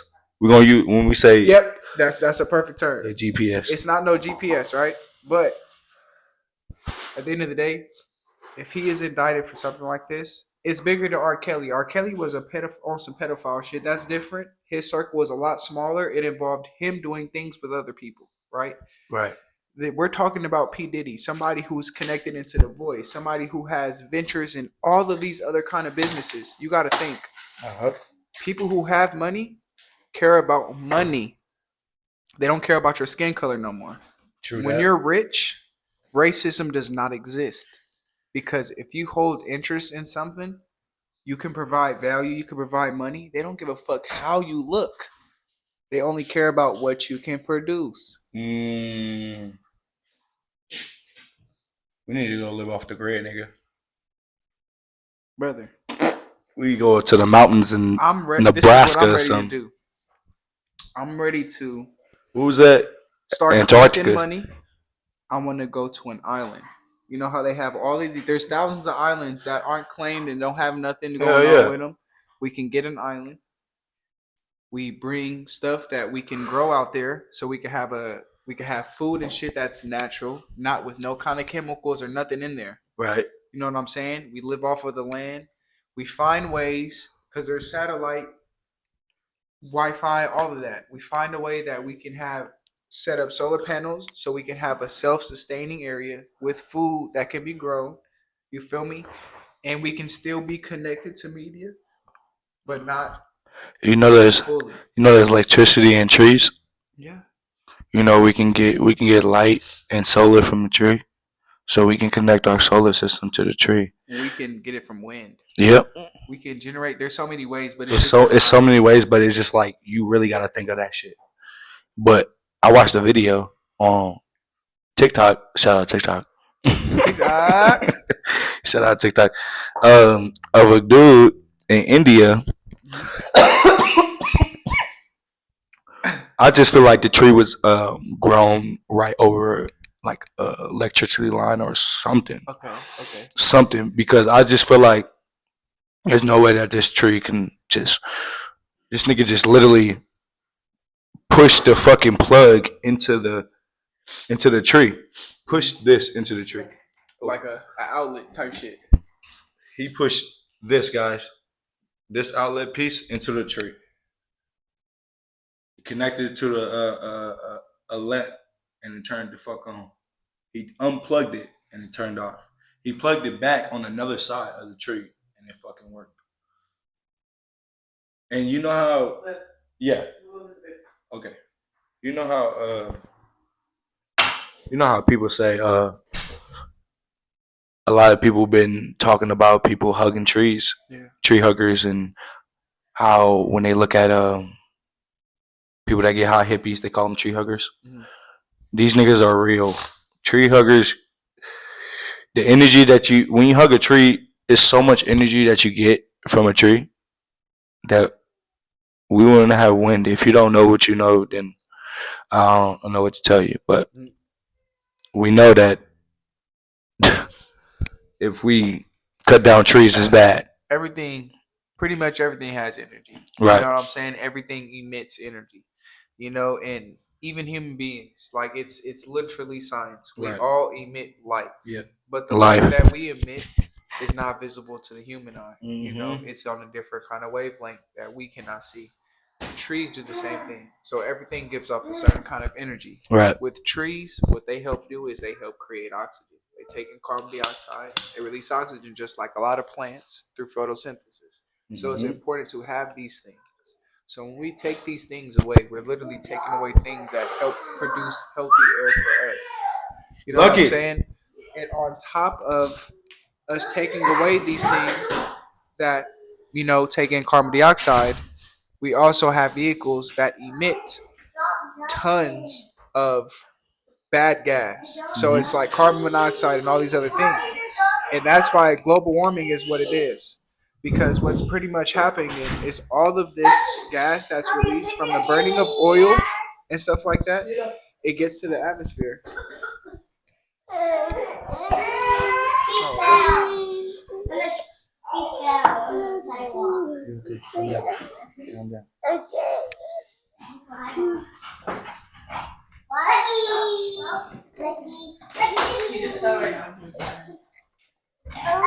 Okay. Hi. Hi. Hey. In your room. In your room. Go in your room. It's okay, baby. Leave it. So pretty much what's happening for global warming is from all of the vehicles that use gasoline, when the gasoline is burned in the engines and it comes out in the gas, like gas form, it goes to the atmosphere. And because of the atmosphere, these specific gases aren't able to escape. So it's all building up at the atmosphere. And when the sun shines on us, it emits solar radiation in the form of heat, right? That comes through the atmosphere. It reflects off the surface of the earth and it bounces back up. And usually it's able to leave the atmosphere. But because of all of the emissions of all of the gases, the atmosphere is now covered with this gas that is now preventing that radiation from being able to escape. So over time, the earth is slowly, receiving more and more and more solar radiation that it's not able to, release. Yeah. So slowly over time, that's why the temperature is slowly getting hotter when it's not supposed to be hot in certain times. Shit like that. We're seeing rising temperatures and shit melting and the ice caps, all that. It's because of that. Right. Dang. So that's why that's the problem that we face now is with the sun and all the shit, with all of the use of everything. That's why in California, if you didn't know, the governor wanted to have everybody have an electric vehicle by like 2030 or 2035.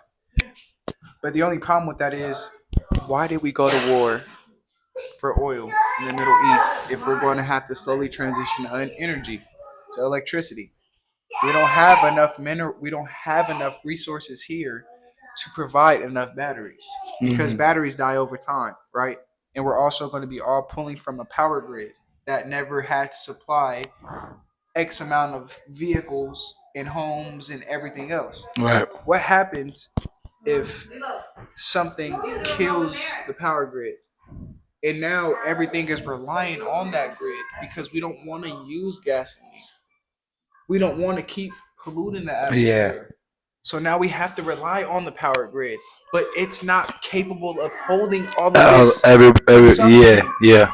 So what happens when we get into these bad shits with all these different countries and we get EMP'd and it shuts down our power grid? Then what the fuck are we going to do? Yeah. You can't go charge your car. Your car's not going to work no more. It's an electric car. All the electric components are going to be fried. And that's what we're going to rely on now. We don't want to have oil. And that's really the only thing that we can actually have, that even if some shit like that happened, we'd be okay. Right. But at the same time, it also comes with a consequence because now it's making it harder for us to sustain a certain kind of life, supposedly, because of the rising temperatures and the shit that's coming from it. So it's like we stuck in a hard place. You know what I'm saying? Because It's like we're not making relationships better with other countries. No. U.S. is trying to be U.S. They they rather have everything to their fucking self, and that's how I feel like when other countries look at us, it's just like they it's like disgust. Bro, look how much money we're in debt to everybody. Hell yeah. Money. We make money, bro. Why the fuck are we so in debt? Why are we giving out millions of dollars to other militaries to be involved in shit that ain't got nothing to do with us? That's my question. Why the fuck we doing that? Mm-hmm. It just don't make sense. Hell no. So it's like we live in a world where we don't know what the fuck really is going on behind the scenes because everything is lying about us. Look at how they're talking about how they've known about aliens for so long. Aliens, y'all. Oh, I love this conversation. Aliens, y'all. Hold on, I gotta go piss. Yeah, listen, I'm gonna hold on to this because this right here is some crazy shit. They've known about aliens, things that's not from here, that's been coming to say what's up to us. They've known about us being visited for so long. They've had proof, they've had video evidence and everything. And they finally had to come out and tell us that it's real when for all this time they've been telling us it's not real. That is crazy. That is insane to me. I always knew because I've had experiences where I've seen some crazy shit. I've seen some crazy shit, bro. Growing up, and the one I'm gonna touch on when he comes back, it wasn't only me; it was our whole neighborhood, bro. So, okay, brother. Now that you're back, how do you feel about the government finally coming out and telling us that they know about extraterrestrial life visiting our planet and they've come into contact with us? How do you feel about that? Now that they finally told the truth after years of telling us that it was fake. I actually like it. I actually like it that they're actually telling the truth for once. Mm-hmm. I actually like that they can tell us that there is other life on Earth. Yeah.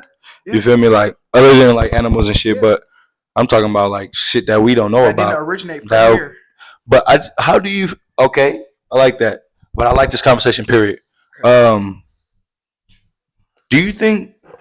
Okay, this is my shit.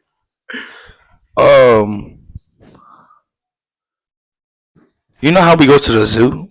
Yeah. And we view animals like that? What if aliens view us like that? You know how we put animals in areas that they're not supposed to be in? Aliens put us in areas that we wasn't supposed to be in. You think so? Like in hoods. The hoods was built by aliens. You know how we look in the sky and we're taking plane trips and we look at the ground? Why is the ground like look like SB ports and like computer ports? Why does buildings look like batteries? Why does buildings look like pieces in the fucking computer? So you think we kind of live in like somewhat of like a simulation, like the Matrix? Yeah, simulation like a Matrix. But I just feel like it's like that too. I mean, I like the Matrix. I mean, I like the theory of the Matrix. You feel me? Yeah. But there's also a theory of why they're aliens, and I'm just trying to get over of how we view animals and how aliens come here and view us. They're not here just to take over. They're not taking over like bit by bit, nigga. They just come in here viewing and would take only the ones that his like, go like take their body, as in like coming in Earth, like shapeshifters. I'm gonna give you my take. So, like I said, I'm a believer in Christianity, right? Yeah. And in the Bible, it talks about how when Lucifer was cast out from heaven, there was also 12 angels that were with him. Were with him, yes. So in the Bible, it also talks about how there was David and the Goliath. Yeah. The Goliath was an offspring of one of those archangels mating with humanity. It also talks in the Bible about the Nephilim. So if you go look them up, they are the giants that were an offspring of those archangels and people. Yeah. So it literally in the Bible talks about that.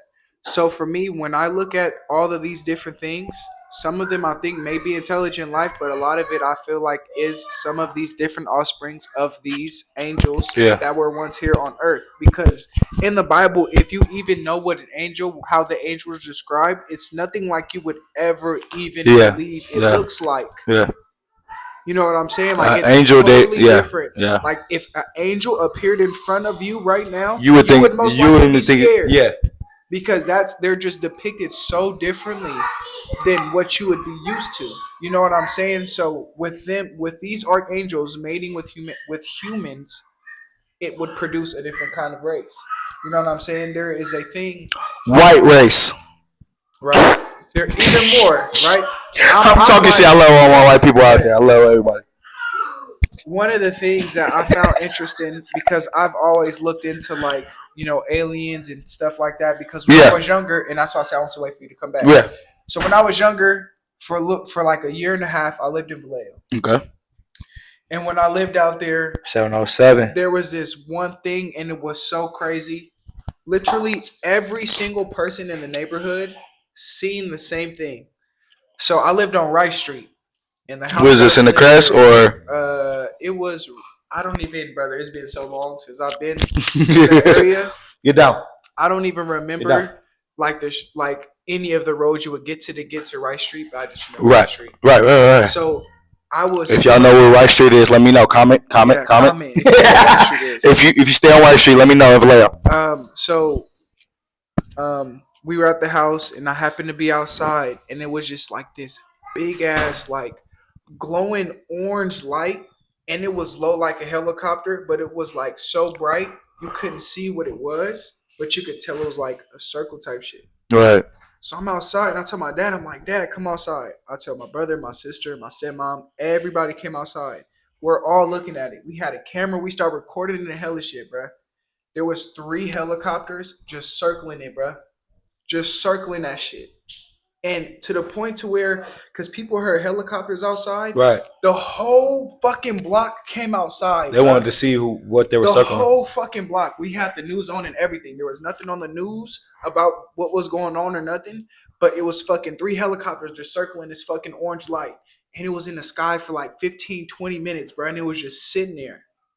Everybody was outside. We talking to neighbors like, y'all see that for sure, right?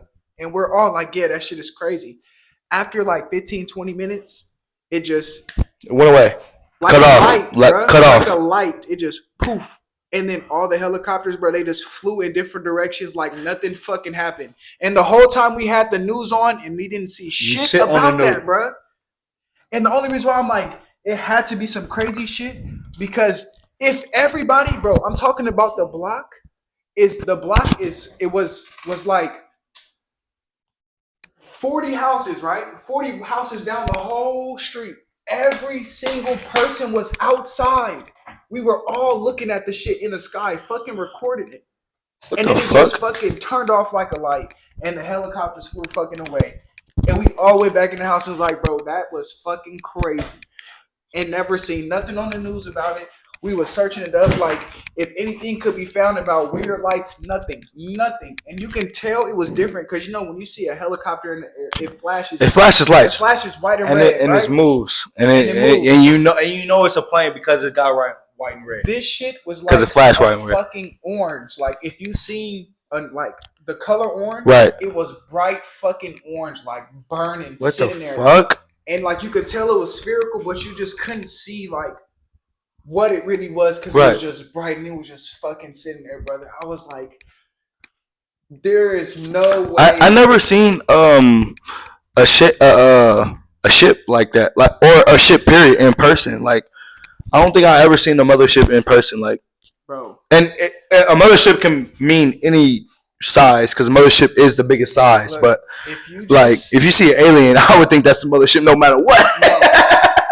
If you at nighttime, bro, like go to a spot where, because in the I love the skies. I love the sky. I look up more than I look down. In the Bay Area, there's not going to be a lot of great places to view the sky for real because there's so much smog from the vehicles. You go to Sky. You go to. You go to. Places, and it might be okay, right? Yeah. But if you really want to see the sky, bro, Twins Peaks and go to Albuquerque, New Mexico. You can see there's people out there that look at the stars every day to see if they see a UFO. Albuquerque, New Mexico is one of the top places in the world for most sightings of UFOs. The sky is so clear, bro. When 2019, I drove from Cali to North Carolina. Right. Can you see us, baby? So we drove through through Albuquerque, New Mexico, and we actually stopped there. We went to a reservation, a hotel there, and we stayed on the reservation. Mm-hmm. And like that was just on the way there. See that? So, bro, like just looking at the sky, driving through the desert was insane. You seen so many stars that you wouldn't normally see, right? Like now, right? You feel me? Right. And on the way back, when I drove back, we stopped at this gas station. And in the gas station, it had hella different articles about different sightings and shit that people was able to record and have evidence of and publish. So because it's so common out there, everybody already knows. Literally, everybody knows about the shit. They have it in their pamphlets. Like if you want to see about certain shit, they have it there because the sky is so clear. Because in fucking the desert, there's not many people driving through there. No, you know what I'm saying. Right. So they know it's clear road. So you can see it, and also Area 51 is somewhat in that area. We stopped at a Area 51 spot when we went to Vegas, and that shit was pretty cool because I just like aliens. I just like knowing that they're a part of us, like that they're among us. There's more, you feel me? But there's also different aliens, just like how there's different races. Yeah, there's also different type of aliens, and the most I forget the name, but it started with an M, and these are the biggest aliens in the universe. They're like giants. They're part of the giants as humans. You feel me? So. Okay. They come in the world as in slim, big head, just like a normal. How we look like? Grays, eyes, tall, big head. Yeah, lanky. They just like that, lanky as shit. But they also just stare at you and also just like consume what you're like in your soul, nigga. Like they just consume that. You're just stuck. That's why you're just stuck. You get like petrified. Yeah, like they like you looking at you like what the fuck is this? But that's how we're looking at you. But when they look at you, your whole body is stuck. Yeah. They literally consuming everything that you know while just standing there and looking at you. And they would just walk away and leave you be. Because why? They already got what they wanted. And that's in knowing what the fuck humans think and how they work. But that's the stronger ones. And that's where I get to my, like, that shit I was telling you, like, how the fuck do they, like, how, I know there's different fucking,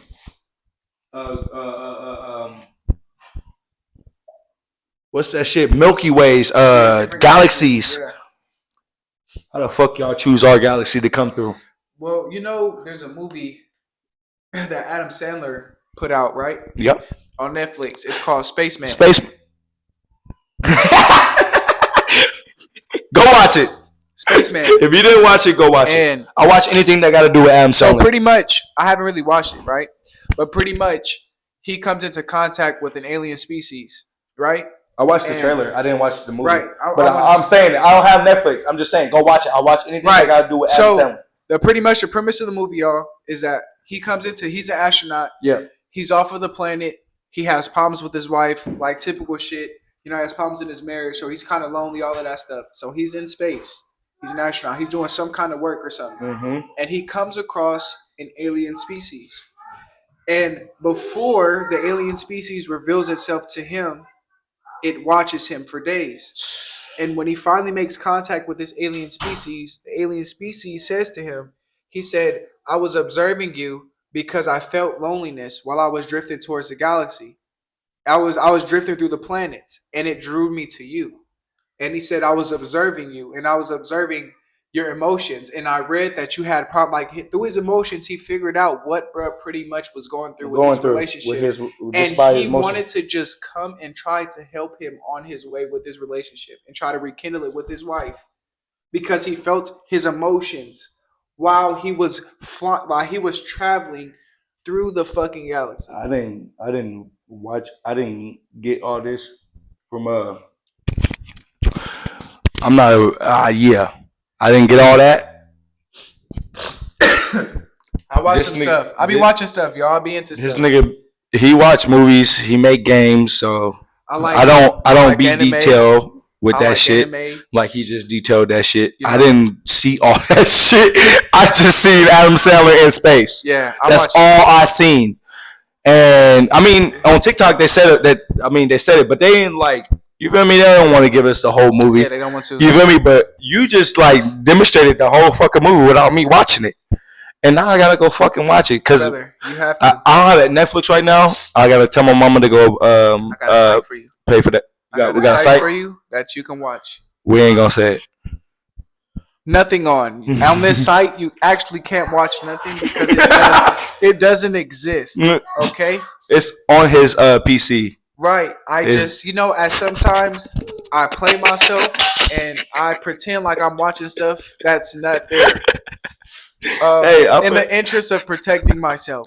I keep thinking this is a fucking blunt. I want to put it in my mouth. I keep about to put it in my mouth. Y'all watch it to cook host, bro. If y'all would like to watch imaginary things that don't exist, hit Monty got make plays. Monty make plays. Yep. And I can show you how you can use your imagination to watch these movies. Certain stuff. Yeah. You know what I'm saying? And it's all with using your imagination. That's all you got to do. That's all it takes, my man. Right? So yeah. But yeah, brother, I'm going to show you how to use your imagination. Yes, please. So you could get on it. And then once you do watch it, and I watch it, we're going to have to come back and have a conversation. We're going to have the conversation about it. But is there anything that you do want me to watch? Yes. Okay. That you want me to like, so we can chop up about it? I know. To chop up more about it, you can tell me about it. I am not. Okay. I used to be as a kid, but that was forced because Dari and Rock, they like anime, bro. So would you be open to watching the episode? Watching one? Yeah. Yeah. Okay. So it's an anime, but it gotta be a good one. I like fighting. Okay, bet. Okay. I like a story. So you feel me? There is literally 3 animes I want to tell you. Let me know something. Jujutsu Kaisen. Y'all heard about that? Jujutsu Kaisen. That's popular right now. Okay, so y'all should know that. It's brother. All the anime character, all the anime people out there, y'all should know. I can literally show you a fucking clip of niggas just throwing hands. Okay. Brother, like throwing hands, bro. Like our brothers out there is gonna be mad because there's a lot of people that try to show me anime, and it only takes one motherfucker right here to agree. Let me just to show me anime. If you out there and you watch Jujutsu Kaisen, you definitely know what I'm talking about. He's about to show me. Sukuna versus Maharaga. Ooh. Stop playing. Sukuna versus that is one of Maharaga. Maharaga. These sound like crazy ass names. That is one of the best fights in anime of the past year. It just won an award at the anime thing for like best like kind of showing. Like I forgot what award it was, so I'm not trying to speak on my ass. So I'm not gonna say what I think they won, but they definitely won an award because of the anime. Now let me show you, brother. What the fuck? What I'm talking about. Because okay, I like fighting animes too. So there's a few other like just straight like people just throwing hand animes. I think you might like.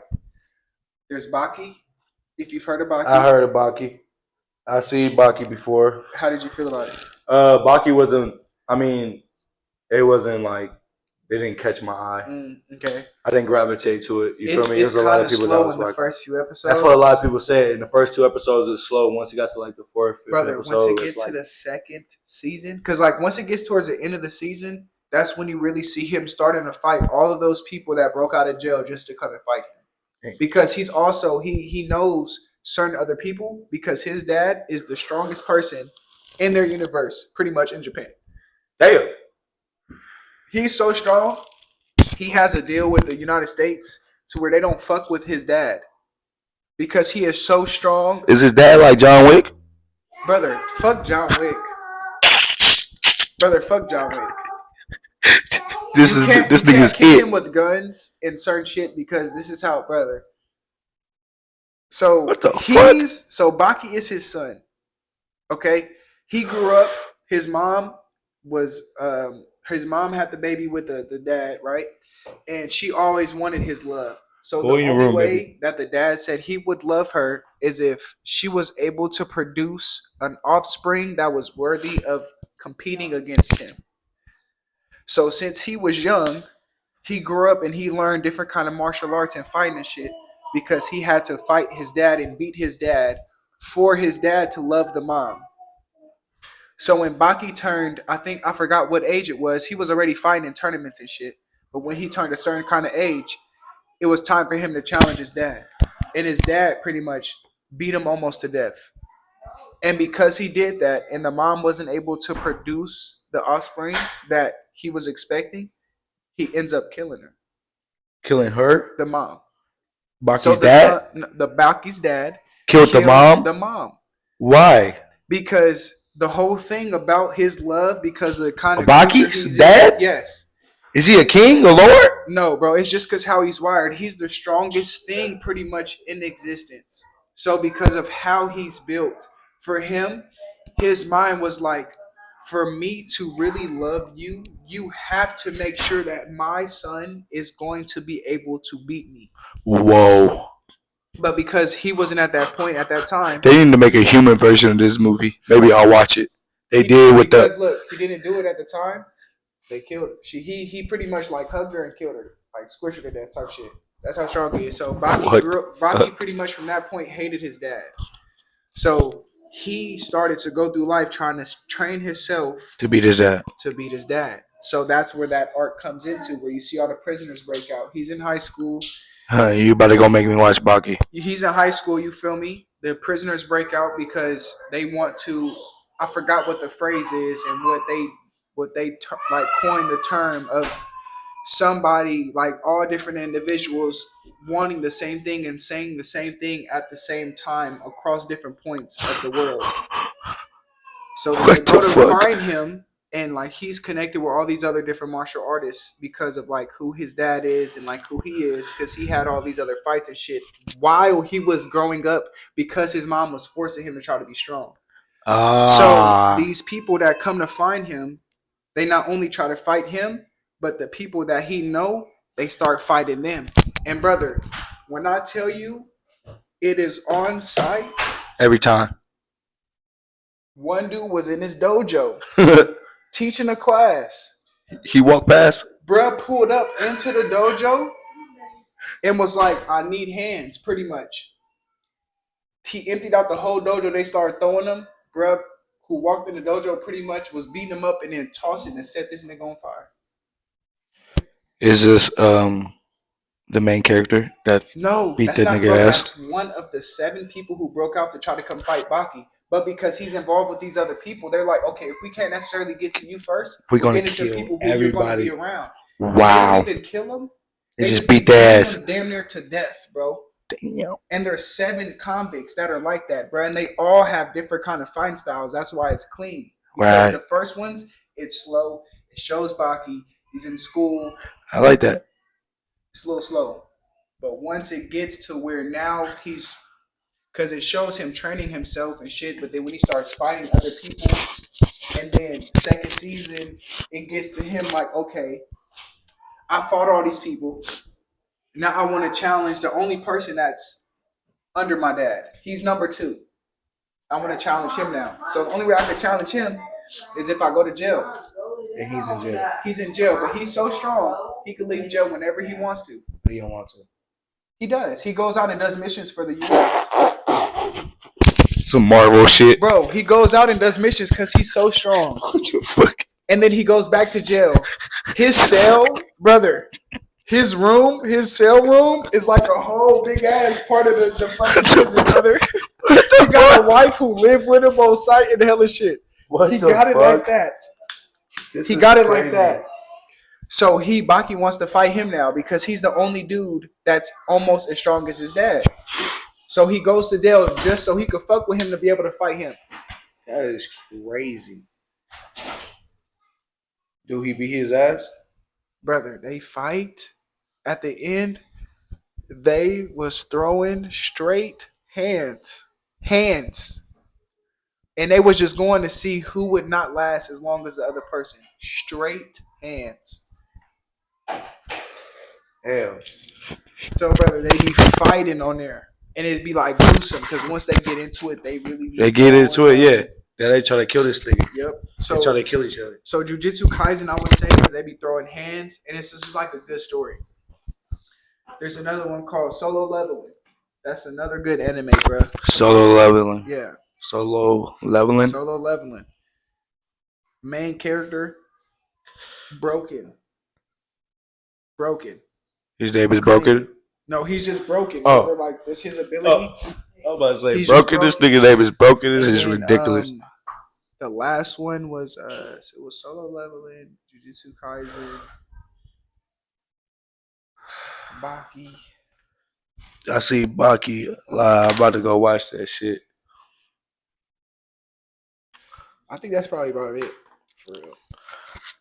Man, that's like I've really been on Jujutsu Kaisen for real recently.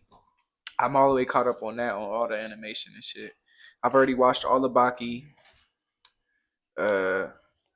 Lucky move. And like it's a lot of other fine animes, brother. I could put you on a few, bro. Move. Like just off of just fighting, like just pure hands. It's a few good ones. Needs that. I needs that. A few good ones. Just them purely just we squaring up. Right here, right now, we squared up.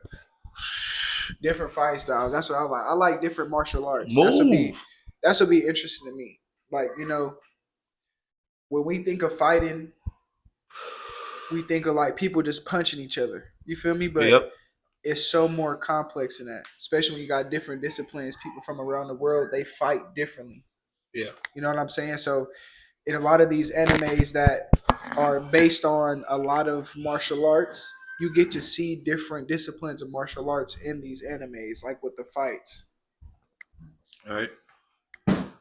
And bro, it's just that's what I like about it. Cause I like UFC too. Yeah, I fuck with the UFC. So in boxing, World UFC. So that's why that shit is like right up that alley for sure. Boxing, slow down. I don't really. Yeah. There's too much shit going around on boxing. Floyd Mayweather was my era. Move, Lucky. Fuck. Floyd Pacquiao. Yeah, Pacquiao was my favorite fighter. That was my boxer right there. It was a Puerto Rican dude. I forget his name. Cotto. Yeah. Yep. And he was one of my favorite fighters. But yeah, that was when it was good era boxing, bro. Yeah, that's because there's no heavyweights. Yeah. I don't feel like there's no heavyweights. It's just straight lightweight and welterweight, fucking featherweight and shit. Yeah. Like, nigga, what? Yeah. Why is these little niggas want to fucking box and think they can talk shit? But it's actually because I mean, I love all the boxers. I'm sorry.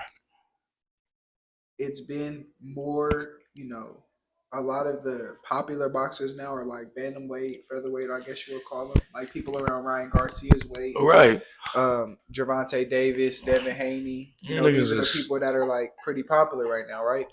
And I just feel like it's just shining more of a light on the diversity of fighters nowadays. It's not really you being a good fighter isn't necessarily now defined by how much you weigh. Yeah, I wanted to see a good ass.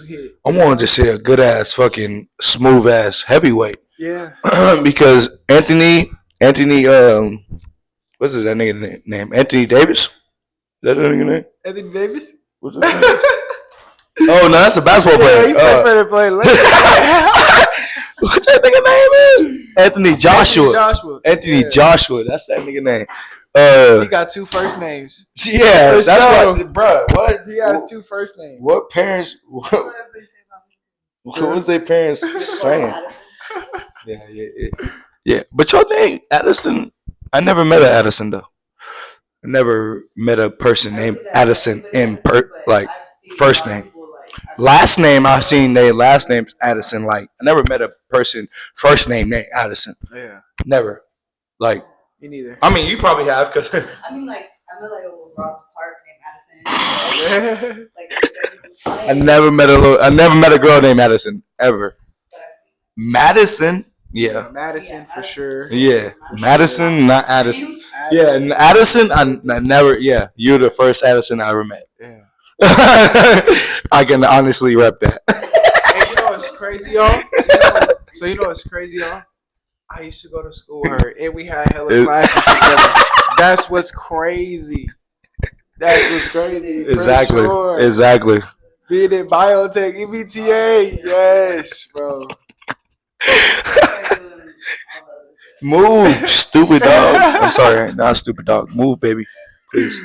Can you go somewhere? Crazy. And then I ended up beating him playing. Yeah, like went to school with you for real, and then like end up just meeting him back. And then like it's just like y'all got. What the fuck is wrong with you? Like, go. Sit. The fuck? For real. Like you never would have thought, and back then. That like this, we would be right here. Yeah, for sure. Like, hell nah. Definitely not. Hell nah. Hell nah. Never even thought. Hell nah. Me and this motherfucker walked the same paths. We lived in the same area when we was kids, and we never seen each other. We walked the same path every time. Throughout high school, walked the same path and never met each other. We meet each other on the fucking like some fluke shit up. Fucking birthday. My nephew's birthday. She gonna pull up with you remember Ezekiel? Nah. You know? I'm not really good with names. Okay. I'm a good faces. No, shit. You know Cheyenne? Cheyenne knew his mom. Yeah. Oh, okay. So Cheyenne knew my mama. Okay. And then so she pulled up and she brought her. And I had like, yeah. That's she ain't never went nowhere there. That's what's up. That's how it's supposed to be. We met at Baldwin. That's where we having our wedding at. At Baldwin Park. Yeah, the hall. Oh, yeah. They can rent it. We renting it out. That's gonna be nice. Hell yeah. It's gonna be yeah. Very sentimental. It's very sentimental. That's like, what. I'm a sentimental ass motherfucker. It holds so much memories. Yeah. There for sure. Like so much shit is exactly that part. Like it's crazy. So it's just like that's definitely cool to be able to stamp that. Like, even more. You feel me? Yep. That's amazing. John F. Kennedy Park. What is it? John F. What? Yeah, John F. Kennedy. Yeah. If you know, you know. If you know, you know, man. Who the fuck is John F. Kennedy? That's what the fuck I want to know. I ain't even look up the fucking name. I didn't even look up John F. Kennedy. I think he was one of the presidents, brother. I feel stupid as fuck. I think it didn't. It wasn't. Who is John Muir? I don't know. They should have. I don't know. Who the fuck is John Muir, nigga? Like, what the fuck? We had the internship there and shit. I did not remember who. I don't know who the fuck is John Muir, bruh? What made them think to put John Muir? Like, there was no John Muir when I was a kid, bro. When Halima was born, there was no John Muir. Bro, there was no John Muir. I promise you, there was no John Muir. I never knew John Muir until I came to Concord. Fuck no, there was no John Muir. All I knew before. And Martina, I think it's just out here. I don't know. I think it's one in Walnut Creek too. Yeah, Walnut Creek too. Yeah, I think it's only just in Concord though. And Walnut Creek, that's a big one too. That's the one that people have babies at, right? Yeah, the other one you can't have it. No, that one is like I remember because I was in an emergency pod. Yep. I had a room. They had a room for me. Room 7. John Muir, y'all had a room for me like that ass, like Khalil Branch, room 7. I was there all the time, bro. My nurse, if I would remember my nurse name, if you see this, you remember my face, Khalil Branch. Yeah, you remember the last name, Branch. I was the only Branch in Concord. Yeah. Yeah, that's crazy. like the same nurse, nigga. Every time I got hurt, room 7, nigga. Every time. And she was my nurse. She was like, Khalil Branch, what did you do now? She was an old Mexican lady. I don't think she gonna see this. Yeah, she might not, but maybe one day. I don't think she gonna see this because I feel like she was older at that time. Maybe she got maybe her kids got her younger. You feel me? Maybe her kids kept her young. I don't know, man. I just felt like she was older. I was young. Any of y'all grandmas out there trying to get around to that, but politely no. You really trying to say she might not be here.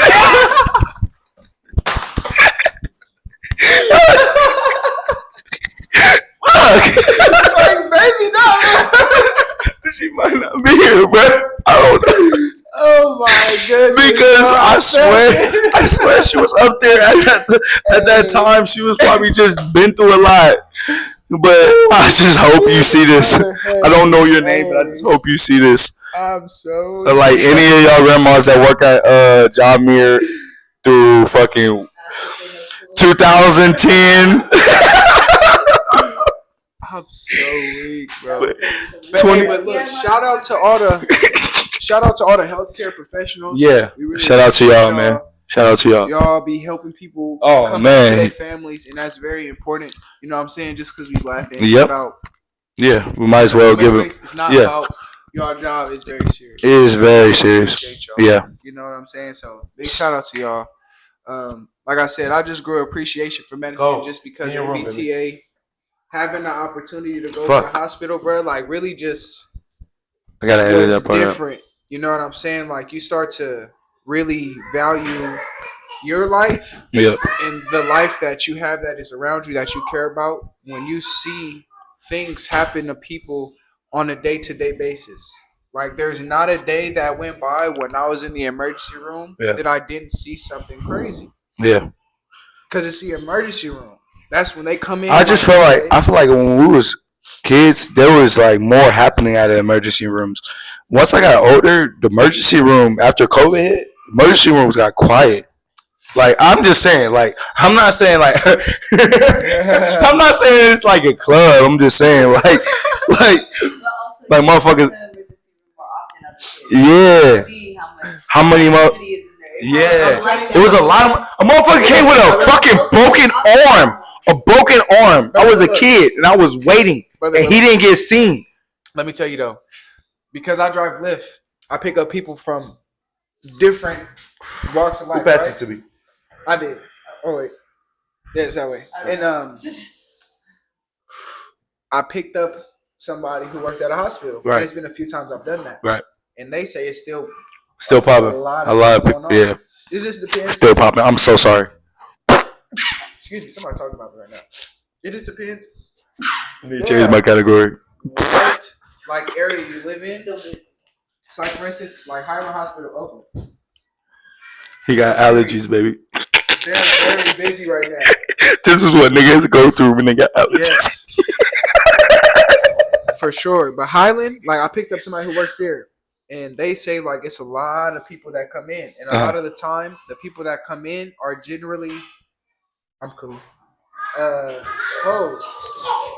Because they be stabbing each other and shit. Oh shit. Because they be working on each other's blocks. So they be stabbing each other, bro. These niggas is crazy. So like it still be crazy. Like maybe not as crazy as some people think. Like just because it's an emergency room, maybe it's not like always life threatening. Emergency could also be like you broke your arm. Yeah. Broke your leg. Shit like that. Some shit like that. But it still be a lot of stuff. It still be a lot of people. When I was a kid, like it may not be like, oh, somebody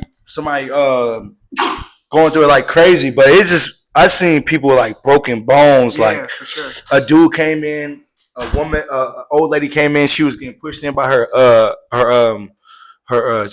grandson. And her family was coming in right up. She had broke her leg, bro. And I'm seeing it. I'm like, bro, this shit is crazy. But it was never like someone getting rushed in because they always use the back door closest to the doctors. You feel me? They don't never come to the main door when they push somebody like stupid emergency. You feel me? Like a gun wound or something like that.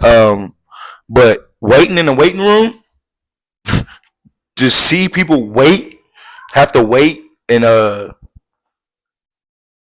like take hella long. I know it's not y'all fault, but I'm just saying. This is what I'm seeing as a kid. But now I got older. Y'all been smooth.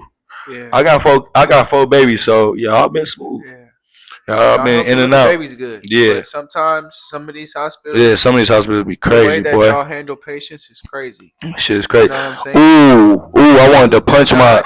If you do not feel good, like if your attitude is not in the right place, You shouldn't be. I do not advise that you become a medical professional, because at the end of the day, you're going to have to deal with people who have different kind of attitudes. You got to understand, if somebody is coming to the hospital, they feel something wrong with themselves. Right. So they want to get help. So it doesn't help when the person that you're trying to seek help from starts to display an attitude. You know what I'm saying? Because now, or then when it starts to affect the kind of help that you get, now that's crazy. Mm-hmm. I've experienced that, because they don't believe a lot of people are really in need of certain things. So they just hurry up and try to get them out. And I don't feel like that's right. If you take the path of being a medical professional, you should do it because you love helping people and you want to make sure they go home better than how they came in. You're not trying to do it because you know you make a lot of money. That's fucked up. Right. My knee is still fucked up, doctor. You shook my kneecap barely when my shit definitely was fucked up.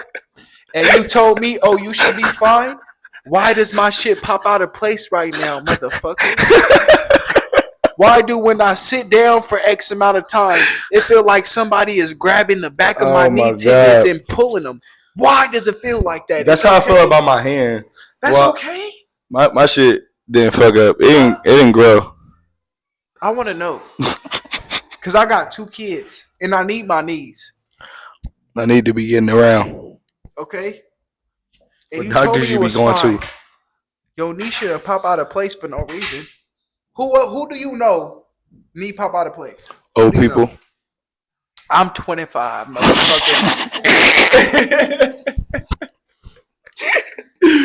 I'm 25. I am young. My knee should not be popping out of place for another 25 to 35 years, motherfucker. No, that's true. That's true. And my shit be pop locking, dropping. Bruh. My kneecap. So, what weed was you rolling up? What weed did you roll up in the beginning? That was some, Gotta do the weed check. Loud check. That's what we gonna call that. Loud check. It's some motherfucking white runts. What kind of club? In the town? In the town. It's called O'Connor. O'Connor, right by the lake. O'Connor, I heard of that. It's cool. They got a good variety of different kind of strains. Move. They got, of course, flour. They got edibles. They got wax. They got pins. Shout out Oak. They got drinks. They got all kinds of shit. And they got pretty good prices. You know what I'm saying? They got, like I said, good variety of weed. And what was the name again? O'Connor. I almost called y'all niggas Oak Ranch. They got a whole loyalty program where you go in there and you spend money. If you spend like $150, you get $10 off. $220, or it's like something like that. Boy, I used to be faithful to a weak ass dispensary when they first dropped, but they didn't have no fucking deals like discounts and shit until we fucking stopped going there. Wow. Once we stopped going there, nigga, they started fucking filling people up with deals and shit. I'm like, what? Nigga, I was here faithfully when y'all first opened. Nigga, like, what? And you was getting plugged. I was not getting plugged, spending big bucks every day. And now they plugging. I think, baby, for like a month, I think we spent like what? How much?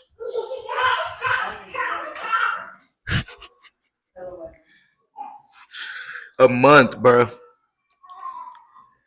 It was a lot of money, and we didn't get no discount. And I was selling the weed that I was getting from them. So you was flipping it? Yeah. Because it was a lot of money that I was spending from them. I was damn near buying the whole P from them. and Okay.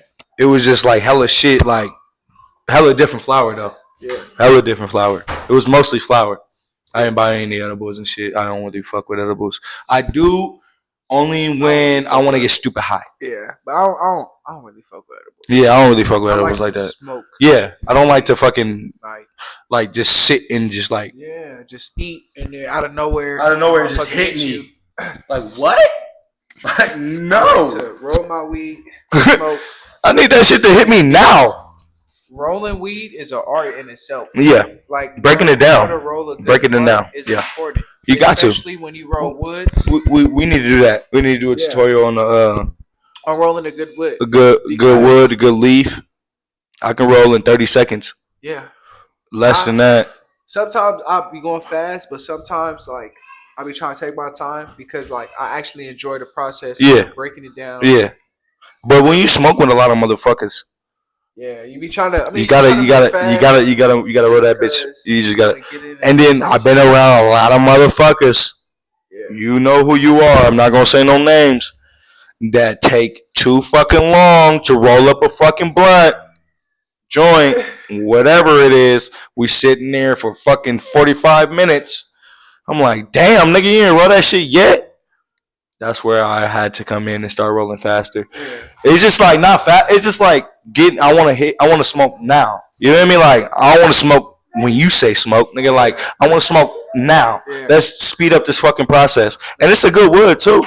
Yeah. Like I mean, it's a good. It blow. Yeah. It blow. You know what I mean? So if you don't know how to roll, take your time. Tuck and roll. Tuck and roll. Cut off the excess paper. Yeah, there you go. Don't have too much on there. Fill that bitch up. You want 3.5 in your wood. Yeah, but if you can't, don't cut off extra. Yeah. Cut it off. Yeah. You don't have to have all of that on there. You don't. You don't want it to be. You don't want to taste. You don't want to taste the tobacco. You want to taste the weed. If you like woods because of how they hit, that's perfectly fine. But make sure you cut that paper off. Yep. Just leave enough to where you can secure it down and lay it down good so that you can taste the weed and it's not just hella tobacco. Tuck that bitch. Roll that bitch. Spark that bitch. Spark it. Pass that bitch. This is Big Loud Talk 007. Coming soon with another motherfucking banger. So I hope y'all like this one. This is more to come. So I hope y'all fuck with us, man. This is Money Make Plays. It's KB's. This is Loud Talk 007. We out, baby. Peace. Yee. Yes, sir.